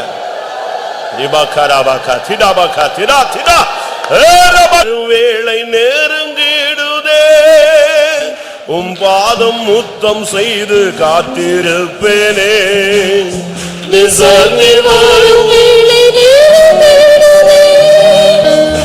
பாதம் முத்தம் செய்து காத்திருப்பேனே. பரிசுத்தரே உம்மை போல் மாசியே. லைஃபை சரண்டர் பண்ணுங்க, நீங்க கொடுத்துருங்க. நீ உன் குடும்பத்தை மெயின்டைன் பண்ண வேண்டாம், கர்த்தர் மெயின்டைன் பண்ணுவார், அழகா பராமரிப்பார். ஆமென். எத்தனை பேர் அதை விசுவாசிக்கிறீங்க? இன்னைக்கு இந்த கூட்டத்தில் வந்த ஒருவரையும் தேவன் விட போறதில்ல. உன் பிள்ளைங்க எங்க இருந்தாலும் கர்த்தர் விட போறதில்ல, எந்த சூழ்நிலையில் இருந்தாலும் கர்த்தர் விட போறதில்ல. நீ எவ்வளவு தரந்தாழ்ந்த நிலவரத்தில் இருந்தாலும் சரி, யோசேப்பின் சகோதரர்களைப் போல நீ துரோகத்தில் சிக்கி கிடந்தாலும் சரி, இந்த கூட்டத்துக்கு நீ வந்தபடினால் கர்த்தர் சொல்லுகிறார், நான் உன்னையும் உன் பிள்ளைகளையும் பராமரிப்பேன். ஹல்லேலூயா, ஹல்லேலூயா, ஹல்லேலூயா. ஓ ரபகத்திடாடியா ரபா திதிபிகலபகத்தர. கூட்டத்தை முடிக்கணும், டைம் ஆயிடுச்சு. ஆனா ஒண்ணு, பராமரிப்புன்னு சொன்னா அதுல ஒரு பவர் இருக்கு. அதாவது கர்த்தர் உன்னைய பொறுப்பெடுத்துட்டாரு அப்படின்னா அதுக்கு ஒரு அடையாளம், ஒரு தொடுதல்.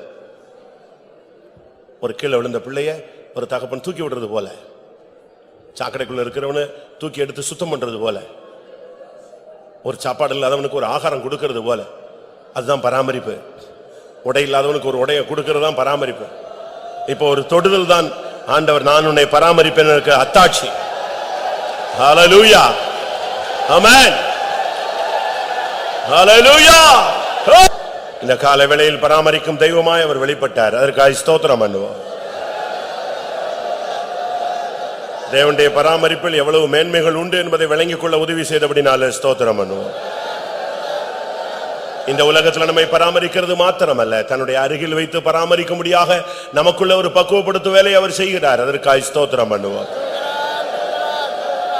இங்கு மாத்திரமல்ல, மகிமையிலும் தன்னுடைய அருகில் வைத்து நம்மை பராமரிக்க அவர் வல்லவர். அதற்காக ஸ்தோத்திரம் பண்ணுவோம். தம்முடைய பராமரிப்பில் இருக்கிறவர்களை சேர்க்க அவர் வருகிறார். அதற்காக ஸ்தோத்திரம் பண்ணுவோம். அந்த நாளுக்கென்று எல்லாரையும் ஆயத்தப்படுத்த முடியாது. ஸ்தோத்திரம் பண்ணுவோம். பிதா குமாரன் பரிசுத்த ஆவியானவருக்காக ஸ்தோத்திரம் பண்ணுவோம். எல்லா மகிமையும் அவருக்கே செலுத்தி ஸ்தோத்திரம் பண்ணுவோம்.